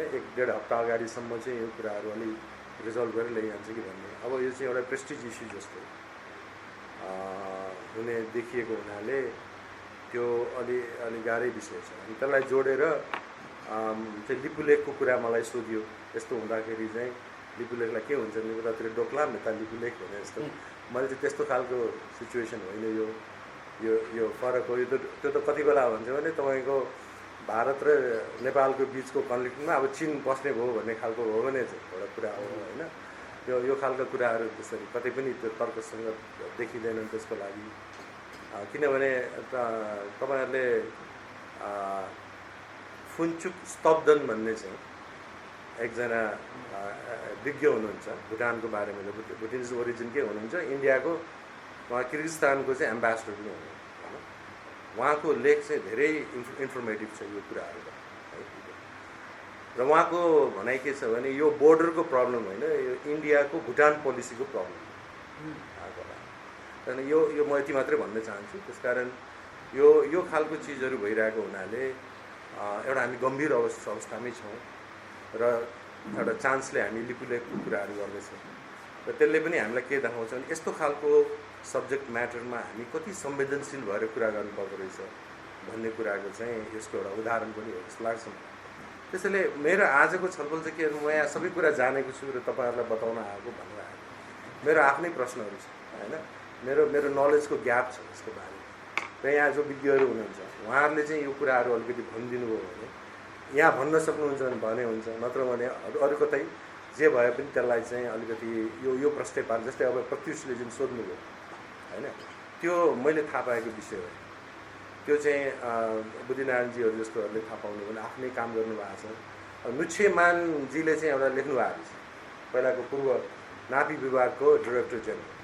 उहाँले के भन्नुभयो भने अब पदमा बसुन्जेल तपाईँहरू म्यापको कुरा उठाउनुहुन्न, पदबाट बाहिर निस्किसकेपछि म्यापको कुरा उठाउनुहुन्छ भन्दै उहाँले चाहिँ त्यो खालको कुराहरू पनि गर्नुभएको छ। त्यस कारण केही मान्छेहरूलाई थाहा हुनसक्छ कि यो किन भयो भने जहाँसम्म बाहिर आएको स्पेकुलेसनको कुरा हो। अब किङ महेन्द्रलाई जुन खालको चाहिँ यहाँ उ गरेको थियो, द्वारिकाजीले एउटा राम्रो लेख लेख्नु भएको छ इभिडेन्सेसहरू दिएर, त्यसमा अलिकति तपाईँहरूले पनि बोले हुन्छ। किनभने ऋषिकेश शाहदेखि लिएर होइन अब यिनीहरू सबैले चाहिँ अब किङ महेन्द्रहरूलाई चाहिँ इङ्गित गरेका छन् टेकबाल थापादेखि यसको कुराहरूमा। र त्यो बेला यस्तो सिचुएसन पनि थियो जहाँनिर उसले एउटा सन्तुलन कायम गर्नुपर्ने थियो। त्यसकारण लजिकली त्यस्तै पो हो कि किन मोस्ट पावरफुल त उनी नै थिए, यसबारेमा अलिक चुपचाप बसेर त्यो गरिदिनु। तर त्यसको पछाडि पनि देखिन्छ त के भने नक्सा, इन्डियनहरूले इन्डियन साइडबाट पेस गरेको नक्सा चाहिँ त्यो तेस्रो नक्सा जुन चाहिँ तलबाट गएको देखिन्छ, यो नक्सा चाहिँ उनीहरूको यो नक्सा यसको आधारमा चाहिँ भएको हुनाले सायद होइन यसमा कम्प्लाई गर्ने खालको महेन्द्रको बेलामा कोही अर्को वीरेन्द्र या होइन धीरेन्द्र अथवा कुनै अर्को भएको भए पनि उसलाई त्यस्तै खालको प्रेसर हुन्थ्यो कि म नक्सा अगाडि भइसकेपछि। र त्यही रूपले म के पनि भन्न चाहन्छु भने एउटा उठाउने कुरा हो, तर हामीले त्यो नापी विभागको समस्या पनि बुझिदिनुपर्छ। नापी विभागहरू कुन चुनौतीपूर्ण उसभित्र चाहिँ उहाँहरूले काम गरिराख्नु भएको होला, कस्तो कस्तो दबाबहरू थियो होला होइन त्यो बेलाको राजमा। त्यस कारण त्यस्तो बेलामा सर्टेन कम्प्रोमाइजहरू भयो होला। त्यो कम्प्रोमाइजहरू त्यति बेला गर्नु परेको एउटा रियाक्सन पनि हुनसक्छ, बाहिर निस्केपछि अलिकति बोलेर सचेत गराउँ भन्ने विभिन्न कुराहरू हुनसक्छ होइन। तर यो चाहिँ अब नेगोसिएसन अरू धेरै उसले नगरे पनि जो हाम्रो नेगोसिएटिङ टिम हुन्छ डिप्लोमेट्स र एक्सपर्ट्सहरूको, त्यो टिमले चाहिँ यो सबै कुराहरू थाहा पाउनु पर्यो। र त्यसको ठेलीहरू चाहिँ definitely ministry of foreign affairs र नापी विभागहरूमा हुन्छ जस्तो लाग्छ। बुद्धिनारायणजी केही भन्न चाहनुहुन्छ? धेरै धन्यवाद। अब मेरो प्रश्न त खास होइन होइन, तर अब डाक्टर मास्केले भन्नुभयो अनुसार चाहिँ खास गरेर नेपालले हामीले आफूले बनाएको आधिकारिक नक्साले नै लिम्पियाधुरा त हामीले छोडिसकेका छौँ भन्ने कुराहरू आयो। त्यो एकदम जायज, एकदम डाक्टर मास्केले चाहिँ अब प्रमाण आधार डकुमेन्ट अथवा डिप्लोमेसीको हिसाबले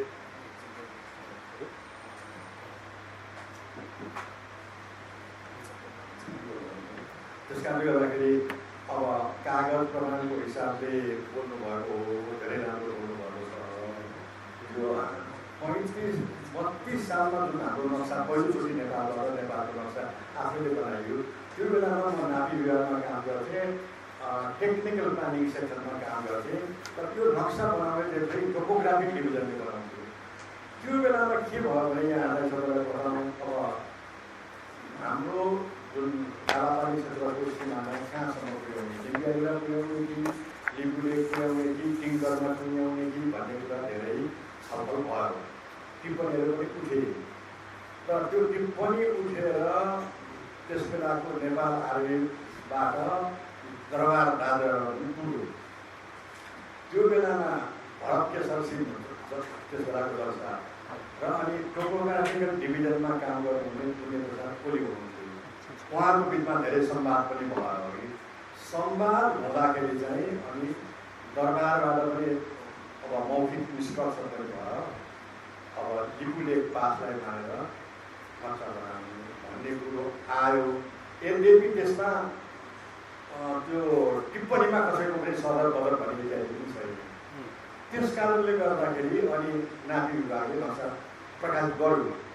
तर प्रकाशित गरेको 3 हप्तामा नै त्यो पहिलो प्रकाशित गरेको प्रति सबै खिच्नु पर्यो। किनभने त्यो बेलामा चाहिँ सुस्तामा चाहिँ नापी विभागले डिस्प्युटेड एरिया भनेर लेखेर प्रकाशित गरिएको थियो त्यो बेलामा। अनि डाक्टर मनोज मानन्द त्रिपुरा युनिभर्सिटीको जोग्राफी दार्जिलिङको हेड डिपार्टमेन्ट थियो, उहाँले लिखितै कम्प्लेन गर्नुभयो भूमिचार मन्त्रालयको वासुदेव सचिवलाई। वासुदेव सचिवले अनि हामी सबैलाई हटाउनु भएपछि यो त भएन बा। मनोज मानन्दको विचार के थियो भने हामीले नै डिस्प्युटेड भनेर भनेपछि त हामी त अलग त छोडिहाल्यौँ नि, हामी त क्लेम गर्नुपर्छ भनेर भनेको हुनाले त्यो जम्मै नक्सा बिक्री भएको 12-15 नक्सा थियो। त्यो पैसा फिर्ता दिँदै लिएर आएर अनि बाँकी भएको जम्मै नक्सा भनौँ 500 खान नक्सालाई डाउन गरेर अनि तुरन्तै अर्को नक्सा निकालेर सुस्ता हाम्रै हो भनेर भनियो। तर त्यो बेलामा चाहिँ लिम्पियाको इग्नोर गरियो। एउटा मैले भन्न खोजेको। अनि अर्को हाम्रो यो लिपुलेख भनिएको कुरामा चाहिँ मैले पनि प्रधानमन्त्री कृष्णप्रसाद भट्टराई प्रधानमन्त्री नै हुनुभएको बेलामा त्यस बेलाको परराष्ट्र सचिव मुरारी शर्माले मलाई लिखित दिनुभयो र प्रेजेन्टेसन गर्नु भनेर भन्नुभयो। प्रेजेन्टेसन मैले बालघाटामा गरेँ। 5 बजे पछि गर्ने भन्नु चाहिँ आउनु भन्नुभएको रहेछ कृष्णप्रसाद भट्टराईले। मैले अनि प्रेजेन्टेसन यसै गरेर यो नक्साहरू सबै मैले चाहिँ प्रेजेन्टेसन गरेँ। प्रेजेन्टेसन गरिसकेपछि उहाँले के भन्नु भने हामीसँग यत्रो प्रमाण गर्छ। मैले चाहिँ सन् 1817मा जन आदम भारतको एक्टिङ चिफ सेक्रेटरीले लेखेको चिठी पनि त्यहाँ राखेको थिएँ, जुन चाहिँ त्यो चिठीमा चाहिँ अब कालापानी क्षेत्रका मान्छेहरूले जग्गाको किरो कहाँ तिर्ने, हामी यता ब्याजतिर तिर्दैनौँ भन्ने इत्यादि भनिएकोमा चाहिँ त्यो एक्टिङ चिफ सेक्रेटरीले यो नेपालमा परिचय गर्दै नेपालको जमिनदारहरू तिर्नु भन्ने कुराहरू रहेछ। त्यो मैले चिठी सरसर पढेका थिएँ। कृष्णप्रसाद भट्टराईले मलाई 2टा चिठी अक्षरशः पढ्न लाउनु भयो। अन्तिममा के भन्नु भने हाम्रो यत्रो नक्सा र प्रमाण रहेछ भनेदेखि एउटा कमिटी बनाउने, कमिटी बनाएर लैजाने, कमिटी बनाउँदा यिनलाई पनि नसदस्यमा राख्ने भनेर भन्नुभयो। 2 हप्तापछि उहाँ पुष्ट भयो। अनि यसै सम्बन्धमा पनि के भने प्रधानमन्त्रीज्यूले जम्मै अब मेरो चाहिँ अब प्रवचन सकिसकेपछि उहाँ माथि निवासमा जानुभयो तलामा।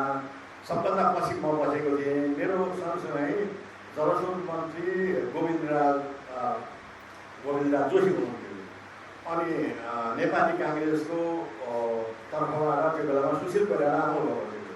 पछि बसेका थिए। गोविन्दराज जोशी जलस्रोत मन्त्रीले भन्नुभयो, ए बुद्धि नारायणजी तपाईँले कालीको सिद्धान्त 3टा कुरा भन्नुभयो। लिम्पियातिर देखाउनु भयो, लिम्बू लेक भन्ज्याङ पनि देखाउनु भयो, अब टिङ्करको भन्ज्याङ पनि देखाउनु भयो। कुन हो मुख्य कालीको मुहान भनेर मलाई भन्नुभयो। मैले भने मैले त नक्साले जे प्रेजेन्ट गर्छ त्यो मैले चाहिँ व्याख्या गरेर गरेको हुँ, अब निर्णय गर्ने हजुरहरूले हो भनेर मैले भनेपछि अनि त्यसपछि सुशील कोइरालाले के भन्नुभयो भनेदेखि मैले बुद्धिनारायणजीको भनाइ मैले बुझिसकेको छु, हामीले उपरको दाबी गरेर भने बिचको पनि पाउँदैनौँ। नक्सामा यहाँले गर्नु हो त्यो भनेको हो कुरो हो। त्यो भनेको कुरा सायद मैले नेपालको सिमाना भन्ने किताबमा नयाँ एडिसनमा मिटिसिटी पनि लेखेको छु है। यो एउटा मैले भन्न खोजेको हो। अब यहाँ प्रश्न आयो डाक्टर मास्केले पनि भन्नु 1879 कै नक्सामा चाहिँ कालापानी लिपुले भन्ज्याङ जम्मै भारतले पालिसकेको छ, ब्रिटिस इन्डियाकै पालोमा भन्ने कुरो हो।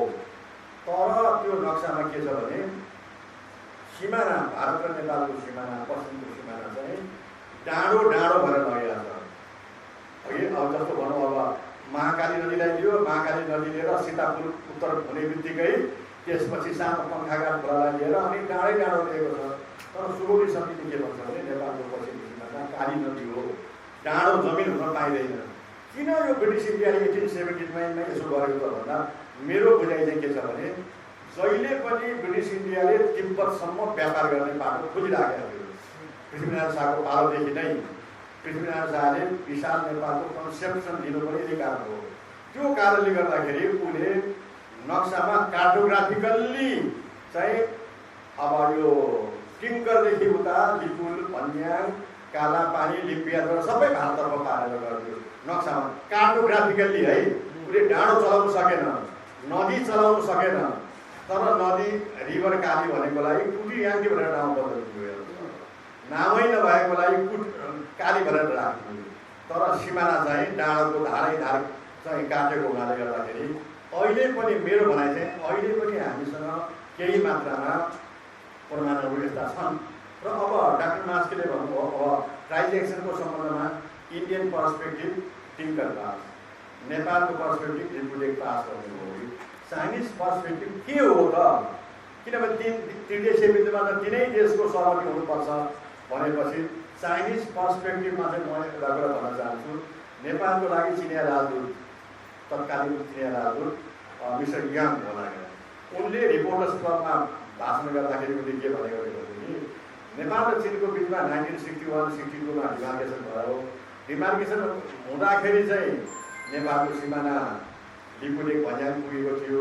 तर त्यस बेलामा नेपालले पुरानो डकुमेन्टको व्यवस्था गरेको हुनाले नेपालको सिमाना लिम्पियाद्वारासम्म पुग्न सकेन भनेर लेखेको छ, न्युजमा आएको छ। त्यो न्युज मैले कोट गरेर पनि राखेको छु। र अब यो कारणले गर्दाखेरि अलि अब यहाँ निहार ध्याएको कुरा आयो है।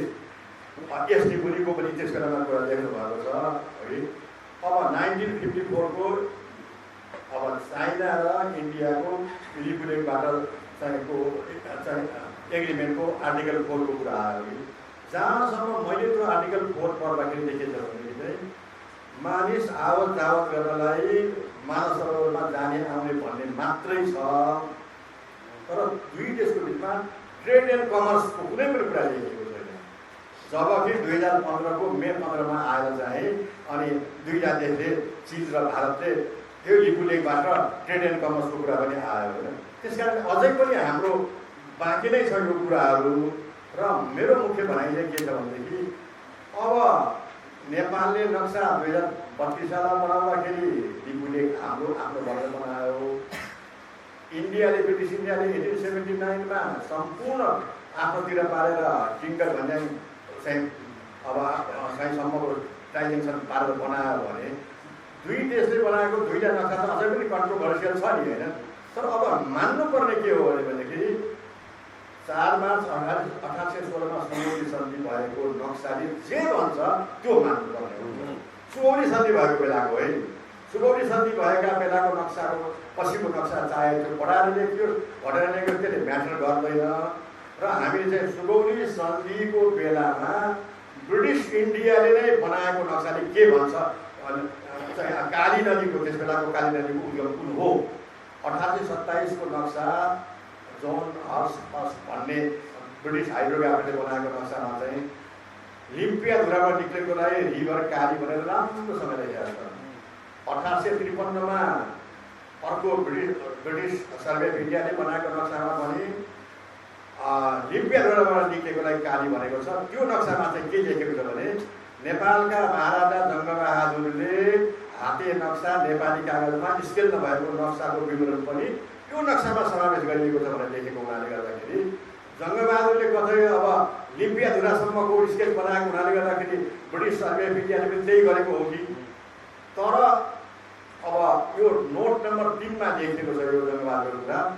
वर्तमान भारत देशले यो कुरो नमानेको हुनाले मलाई अझै पनि लाग्छ कि अब सुगौली सन्धि ताकाको नक्सालाई मान्ने हुन चाहिँ मान्नुपर्ने कुरो चाहिँ लिगल एक्सपर्ट कोही हुनुहुन्छ भने उहाँहरूले त्यसमा प्रकाश पार्न सक्नुहुन्छ होला जस्तो लाग्यो। अन्तिममा म अब यहाँ दोक्लमको कुरा पनि आयो। अहिले दोक्लमको चाहिँ सीमा विवादबाट हाम्रो ताप्लेजुङको 8300 बिन्दु, ताप्लेजुङको उत्तरमा ढिलसाङचुलीमा नेपाल भारत र चीनको 8300 बिन्दु परेको छ। जुन चाहिँ 8300 बिन्दु अहिलेसम्म स्थापना भएको छैन। त्यो हाम्रो ताप्लेजुङको 8300 बिन्दु चाहिँ दोक्लमबाट 95 किलोमिटर स्काई डिस्टेन्समा पर्छ। कतै दोक्लमको आगोको झिलको हाम्रो ताप्लेजुङको 8300 बिन्दु झिलसाङचुलीमा आयो भने नेपालले के गर्ने, हामी तपाईँले के गर्ने? झिलसाङचुलीमा आएर भारत र चीनको फौज अड्डा जमाएर बस्यो भने हाम्रो ताप्लेजुङको जनताले, नेपाली जनताले के गर्ने? यो कुरा पनि चाहिँ बुझ्नुपर्ने हुन्छ। अर्को कुरो लौ त भनौँ भनेदेखि नेपालले चिनिया सहायता मागेर लिपुले भन्ज्याङमा चिनिया फौज आयो भने कालापानीमा त भारतीय फौज यसै उसै छ। आयो भने नेपालले के गर्ने, के रणनीति दिने? यो कुरो हामी तपाईँ सबैले बुझ्नुपर्ने हुन्छ र हाम्रो सरकारलाई दबाब सृजना गरेर वास्तविक कुरो यो हो भन्ने कुरा गर्नुपर्छ। तपाईँहरू जवान भाइहरूले चाहिँ राम्रो अध्ययन गर्नुपर्छ र यसमा नेपाल राष्ट्रको धारणा यो हुनुपर्छ भन्ने मत सृजना तपाईँहरूले गर्नुपर्छ। धन्यवाद। मैले लामो बोले माफ गर्नु।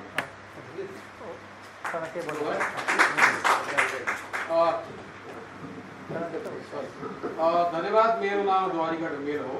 म यो विषयको ज्ञाता होइन। प्राविधिक पक्ष बुद्धिनारायणजीलाई छोड्छु। म दार्चुला जिल्लाको प्रमुख जिल्ला अधिकारी 2036 साल कार्तिकदेखि 2038 साल चैत्र मसान्तसम्म दार्चुला जिल्लाको प्रमुख जिल्ला अधिकारी। त्यो नाताले म त्यो ठाउँमा बुद्धिनारायणजी पुग्नु भएको छ थाहा छैन। म त्यो ठाउँमा त्यो क्षेत्रमा 2 चोटि पुगेको छु र 2038 साल साउन 14 गते जस्तो लाग्छ मलाई, साउन महिनाको दोस्रो हप्तातिर जस्तो लाग्छ, म सीतापुल तरेर यो परिवेश तपाईँहरूलाई जुन किसिमको बोल्न लागेको छु त्यसको लागि भनिएको हो र विषयवस्तुमा आउँदैछु। म सीतापुल तरेर हाम्रो ब्यास गाउँ, त्यो बेला ब्यास गाउँ पञ्चायत थियो, त्यसका 2 गाउँ छन्, टिङ्कर र छ्याङ्ग्रु, र ब्यासीहरू बस्छन्। त्यसको तल्लो भागको छ्याङ्ग्रुको सीतापुल भन्ने महाकाली नदीको हाम्रो बाटो खराब भएको हुनाले सीतापुल तरेर म पारी गएर आइटी त्यो कालापानी पुगेको छु। मसँग भएको इन्जिनियरले त्यो लजरी नक्सा बनाएको छ जसलाई मैले कान्तिपुरलाई दिएर पब्लिस गरेको छ र त्यसमा त्यो राति आइटिटिपीको Indian border Tibetan border police फोर्सको फर्किन उनीहरूकै गेस्ट भएर उनीहरूसँगै छलफल गरेर मेरो लामो प्रतिवेदन त्यो एरियाको प्रतिवेदन गृह मन्त्रालयमा पठाएको। यो मेरो त्यो क्षेत्रको अनुभवको बारेमा र त्यो मैले जागिरमा बस्दाखेरि केही आधारहरू हुन्छ जथाभावी बोल्नु मिल्दैन र बाहिर निस्किएपछि मैले त्यो रिपोर्ट लिक गरेर यो लुम्सालीजीको ऋषिराज लुम्सालीजीको महाकालीको किताबमा त्यो छापिएको छ। यो विषय हो। अब विषयवस्तुमा जाँदा मैले भोजराजले जुन कुरा उठायो त्यही कुरालाई लिएर म राख्छु र नेपालको प्रशासनले के गरेको थियो भनेर राखिदिन्छु। जुन कुरो मलाई लाग्छ नेपालको परराष्ट्र मन्त्रालयले डाक्टर मास्केलाई कम्युनिकेट गरेन त्यो कुरा पनि छ। यो कुरो के भएको हो भने हामीले जब यो सिपिङ र मोदीजीको अलिकति समय लाग्छ है तपाईँ मलाई दिनुपर्छ। सिपिङ र मोदीजीको बारे जब यो बुदामा छलफल भएर लिपु आयो, बुद्धिनारायणजीले बोल्नुपर्छ। अहिले बुद्धिनारायणजी पनि भाग्न सक्नुहुन्न, म पनि भाग्न सक्दिनँ एकदम है। र बुद्धिनारायणजी म र यो अनि हामी छलफल गऱ्यौँ। यो त अप्ठ्यारो भयो भनेपछि हामीले तत्कालीन परराष्ट्र मन्त्री महेन्द्र पाण्डे जथाभावी बोल्दै रहेछन्, तिनी प्राध्यापक भए पनि जे बोल्थे के बोले के बोले उनले त्यो अध्ययन गरेनन्। त्यो पदमा पुगेका मान्छेले जथाभावी बोलिदिएछ। त्यो आएको छ, रिकर्डेड भएर आएको छ। र हामीले प्रोफेसर मोलनोनी, बुद्धिनारायण श्रेष्ठ, द्वारिका ढुङ्गेल, हिरण्यलाल श्रेष्ठ र त्यसपछि राजेश्वर आचार्य, हामीले बिहारीजी पनि हामीले आफैले समय मागेको महेन्द्र पाण्डेजीलाई हामीले समय माग्यौँ, उहाँले दिनुभयो र त्यहाँ परराष्ट्र सचिव पनि थिए। र हामीले के भन्यौँ भने यो स्थिति छ, यसमा हामीसँग प्रशस्त सामग्री छन् र रतन भण्डारीले जुन प्रकाशित गरेको छ त्यो हाम्रै स्रोत हो। हामी पनि अनुसन्धान त गर्छौँ नि जागिरमा हुँदाखेरि पनि है। त्यसमा हामीले सङ्कलन गरेका सामग्रीहरू, केही सामग्री बुद्धिनारायणजीले दिएको हो, केही सामग्री, अधिकांश सामग्री मैले दिए हो। त्यो डकुमेन्टमा तपाईँले त्यो किताब कालापानी किताब हेर्नुभयो भने अधिकांश स्रोतहरू द्वारिका ढुङ्गेल होला। तर द्वारिका ढुङ्गेलले त्यो आफ्नो जागिरको क्रममा भोलि काम लाग्छ भनेर सङ्कलन गरेको सामग्री हो। र बुद्धिनारायणजीले पछि जागिर छोडेपछि गरे हो। बोस्टनमा हुँदा म पनि थिएँ, बोस्टनमा म पनि बोस्टनकै विद्यार्थी हो फर योर इन्फर्मेसन, तर म धेरै अघि थिएँ है। त उहाँलाई मैले त्यही बेला भेटेँ। हामी जागिरमै हुँदा सङ्कलन गरेर निकालिदियौँ, पछि लिक गरिदियौँ, उहाँले पछि गर्नुभयो है। र त्यति अब छोडिदियो। जब त्यो हामीले गएर महेन्द्र पाण्डेलाई के भन्यो भने मन्त्रीजी यो विषय चर्को छ, यसमा सामग्रीहरू छन्, तपाईँ हामीलाई केही पनि एक पैसा दिनु पर्दैन, हामी तपाईँलाई हाम्रो भएको सामग्री दिन्छौँ, प्रयोग गर्नुहोस्। र यो विषयमा अझै म खोलिदिन्छु। अहिले राष्ट्रपति हुनुहुन्छ विद्यादेवी भण्डारी, विद्याजीका गएर पनि म शान्तपुन र ओलीजीले गएर पनि कुरा गरेको हो, विद्याजीले पनि कुरा गरेको हो। तर परराष्ट्र मन्त्रालय सायद हाम्रो पर्सनालिटीले डरायो अथवा के हो थाहा छैन, परराष्ट्र मन्त्रालयले हामीलाई अछुट ठानेर त्यो विषय नजान्ने विषयको व्यक्तिलाई लगेर समिति बनायो। त्यो बनाउने जिम्मेवारी महेन्द्र पाण्डेजीकै हो। र त्यो समितिको प्रतिवेदन डक्टर तपाईँले त्यो खोज्नुभयो कि खोज्नु भएन, हामी अहिले मागिरहेछौँ कि त्यो प्रतिवेदन के भयो। त्यत्रो पैसा खर्च गरेर बुद्धिनारायणजी पनि पर्नु भएन, म पनि परिनँ, सायद हामी त्यो मान्य भएनौँ होला, परेनौँ। र जो व्यक्तिले त्यो विषयमा कामै गरेको छैन, जो विषय त्यहाँ गएकै छैन, उसलाई राखेर गरियो त्यो प्रतिवेदन, पैसा पनि खर्च भयो राज्यको, हामी आफै दिन गइरहेको थियौँ राज्यलाई त यो लिनुहोस्, सामग्री लिनुहोस्, हामी दिन्छौँ भनेर। हामीलाई मानिएन। र अहिले त्यो प्रतिवेदन के छ, पहिलो कुरा तपाईँले खोज्नुपर्ने doctor Maske as a concern citizen तपाईँले खोज्नुपर्ने त्यो रिपोर्ट के भयो, एक। दोस्रो कुरो अब भोजराजीको कुरामा मलाई पनि लाग्छ त्यही परिवेशमा बुद्धिनारायणजी म र ओलीजीको अफिसमा बानेश्वरमा हामीले 54 को पुण्यप्रसाद ओली महानिर्देशक, हामीले त्यो 54 को ट्रिटीको डाउनलोड गरेर त्यो सरदार सोरण सिंह र चाइनिजले साइन गरेका छ। त्यसको होल इन्डियाको ट्रिटी सिरिजको वेबसाइटमा पाइन्छ। त्यसपछि त्यो हामीले हेऱ्यौँ, हेर्दाखेरि त्यहाँ दुईवटा कुराले हामीले डराउनु पर्दैन। एक, त्यो ट्रिटी 54 मा भएको नेपालको दौत्य सम्बन्ध कायमै भएको छैन, एक।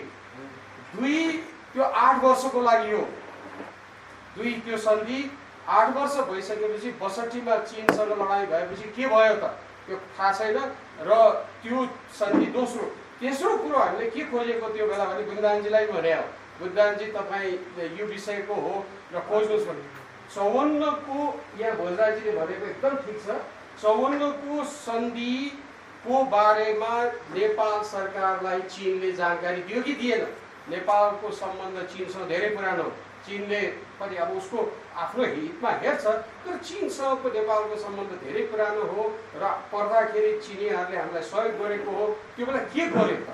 चीनले हामीलाई जानकारी दियो कि दिएन? दिएको भए नेपालको परराष्ट्र मन्त्रालयले के जवाफ दियो? त्यो कुरो अहिले कहीँ पनि छैन। अब खोज्नु पर्ने 54 मा तपाईँले उठाउनु पर्यो। तपाईँले के भन्यो भने 54 को गर्दा चीनले हामीलाई जानकारी दियो कि दिएन? त्यो यसमा बुद्धिराजी समेत आएकी छैन। यो मै गएको छु मानसरोवर, 2 चोटि म मानसरोवर पुगेको छु। एउटा मेरो यहाँ जिल्लाबाट हिँडेर पुगेको छु, अर्कोचोटि चिनिया सरकारको गेस्ट भएर पुगेको छु मानसरोवर। भनेपछि अर्काको सिमाना भन्ने थाहा पाउँदै 54मा चीनले भारतसँग सम्झौता गर्छ भने त्यसलाई पिलग्रिमेज आउने भनेर मात्रै मान्न सकिँदैन। त्यो चाहिँ that's not acceptable to us. ठुलो देश हो, सानो देश हो। त्यसैले यो 54को सन्धिको बारेमा नेपाललाई के जानकारी दियो, त्यसपछि नेपालले के जानकारी, मातृका प्रसाद कोइरालाको टाइम छ त्यो, हामीले त्यो पनि खोजेका छौँ। मातृका प्रसाद कोइरालाको टाइमको हो, त्यो जानकारी के दियो, आई थिङ्क त्यो इस्यु आउँछ। एक दोस्रो कुरो, नेपालको प्रशासन रमा परराष्ट्र मन्त्रालय र सर्वे विभाग सुतेको जस्तो लाग्छ मलाई। जिल्ला प्रशासनका मैसँग छ र मैले दिएका सामग्रीहरू हो, रत्नले प्रकाशित गरेको छ। 2028 सालमा गृह मन्त्रालयका कायम सेक्सन अफिसर र परराष्ट्र मन्त्रालयका कायम परराष्ट्र सेक्सन अफिसरले गएर त्यो ठाउँको रिपोर्ट दिएको छ। त्यो रिपोर्ट छ परराष्ट्रमा, गृहमा, सर्वेमा गएको छ। दोस्रो, म भन्दा अगाडिका सिडिओले पनि दिएको छ, मेरो 38 सालको छ र प्रत्येक सिडिओको दायित्व हुन्छ आफ्नो जिल्लाको भ्रमण गरेपछि त्यो दिने। र मेरो रिपोर्ट पनि उसमा छ, सर्वेमा छ, पुण्य प्रसाद ओलीजीले मैले देखेको हो भन्ने। अब यो स्थिति, त्यसैले प्रशासनले, गृह प्रशासनले जहिले पनि आफ्ना जो बसेका छन् उनीहरूले त्यो आफ्नो प्रतिवेदन, जिल्ला भ्रमणको प्रतिवेदनमा यो मुद्दा उठाएको छ र भनेको छ। र मेरो प्रतिवेदन मात्रै होइन, सबैले भनेका छन्। म त्यो आफ्नो प्रतिवेदनको क्लेम गर्दिनँ, किनभने हामी 6-7 जनाले गएको हुँदाले हाम्रो टोलीले दिएको भन्छु। यो प्रतिवेदन गृहबाट उसमा गएको छ, सर्वेमा गएको छ, सर्वेले वास्ता गरे कि गरेन, प्रश्न यहाँनिर छ। अब रह्यो दोस्रो यो छ। अनि दोस्रो कुरो के हो भने 32 सालको नक्साको बारेमा अहिले नै बुद्धिराजीले भन्नुभयो, कसैको पनि त्यसमा सहमति हस्ताक्षर छैन भने त्यो भ्यालिड होइन। यो 32 सालको र यही विषय मसँग कुरा भएको, तपाईँलाई जुन कम्युनिकेट गरियो पिताम्बरले, पिताम्बर मेरो क्लास फेलो हो बाइ द वे है, हामी सँगै पढेका हौँ। त पिताम्बरले तपाईँलाई त्यो कम्युनिकेट गरे भन्दै थियो मलाई। पिताम्बरले ए द्वारिका तिमीहरू सिंहदरबारमा बसेर 32 सालको नक्सालाई के कसरी मान्यौ? अब 32 सालको नक्साको विषयमा त्यो र फेरि आश्चर्य के भइदियो भने त्यो 32 सालको बुद्धिराजी पनि मलाई चिन्नुहुन्छ। त्यो मङ्गल सिटी he was by almost class fellow हो, त म नेवारीमा चल्दै हो त्यसको मेरो मरेर गयो। अहिले मङ्गल सिटी भइदिएको भन्दै थिएँ मैले। म केही दिन भूमि सुधार सचिव हुँदा nobody brought this issue before me. त्यो मङ्गल सिटी आइरहन्थ्यो। कमसेकम त्यो बेला मङ्गल सिद्धिले रिसर्च गराइरहेको थियो भने म भूमि सुधार सचिव भएर बसेको छु 7-8 महिना, जुन वखतमा मङ्गल सिद्धिसँग धेरैचोटि भेट भएको छ मेरो, त म नै हुने हो।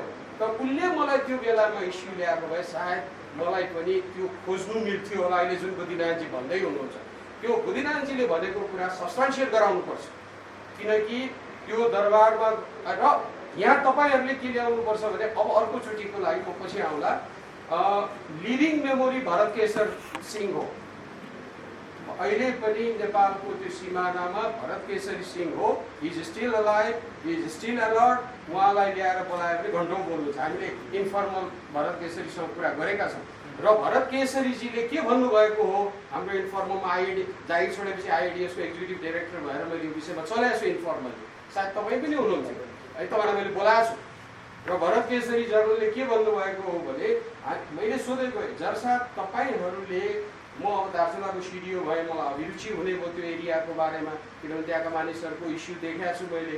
र त्यो बेलामा कस्तो दुःख थियो भन्ने सबै देखिरहेको हुनाले यो इस्युलाई मलाई एउटा आत्मीयता पनि भयो। त्यो कारणले मैले भरत केशरी जनरललाई सोधेको, ए जर साहब, र झरेन्द्र नारायण बाउसा पनि थिए, अहिले उनी सेनाइल भइसके परराष्ट्र सचिव। हि इज टोटली सेनाइल, 90sमा हुनु होला, बोल्दै सक्नुहुन्न।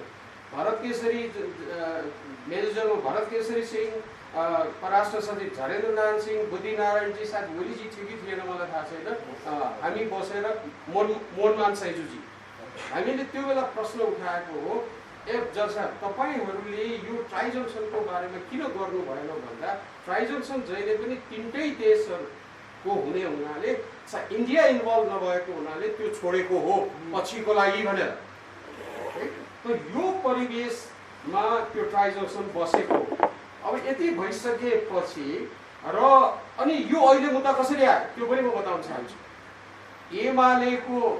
एमालेको माधव नेपालजीले महाकालीको सुरु गर्नुभयो।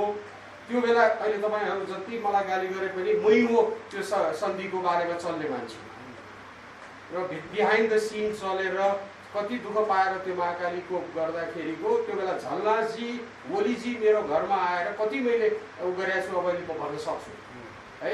यो जब महाकाली सन्धिको प्याकेजको इस्यु आइसकेपछि यो उठ्यो अहिले र त्यस बखतमा मसँग दार्चुला भक्का भएका केही सामग्रीहरू थिए। बेलुका बोलाएर ओलीजीलाई झलनाथजीलाई अरू मित्रहरूलाई साथीभाइ सराउनै उनी त पछिकै हुन हामीभन्दा नेता पो भएको होइन। त्यस कारणले उनीहरूलाई आउनुहोस् तपाईँहरूलाई हुन्छ र यो जो सन्धिको ऊ हुने बेला भयो अनुमोदन हुने बेला भइसकेपछि बुद्धिनारायणजी पनि होइन यसको क्रेडिट जान्छ जगत भुषाललाई। जगत भुषालले हामीले त्यो बेला जलस्रोत मन्त्रालयले अब इस्यु उठ्यो महाकालीको स्रोतको बारेमा के हो भनेर त्यसपछि बोलाएर ल यो बारेमा आदर्श पोखरेल जगत भुषाललाई बोलाएर ल तपाईँहरू हेर्नुहोस् भनेर आउँदाखेरि त सिचुएसन फरक देखिसक्यो। फरक देख्ने बित्तिकै ए बाबा यो त बर्बाद भयो। त्यसपछि परराष्ट्र मन्त्रालयमा केदारभक्त श्रेष्ठ आदि ओलीजी हुनुहुन्छ। हामी बसेर हेर्दै जाँदाखेरि त सबै कुराहरू आइरहेछ। त्यो बेला महाकाली सन्धि गर्ने बेलामा यो स्रोतको बारेको इस्यु नै उठायो। त्यसपछि अब के गर्ने भनेपछि देखिएपछि अनि सोधखोज गर्दै जाँदा अब इस्यु देखिसक्यो।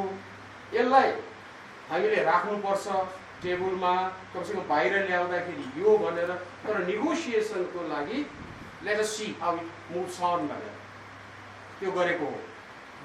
त्यसपछि अनि यस बारेमा अब बुद्धिनारायणजी आउन थाल्नुभयो हामी सबै आयौँ। अहिले त हामी कलेजै हो कि टेक्निकल नक्सा दिने उहाँ नै हो फेरि हामीले सबैलाई।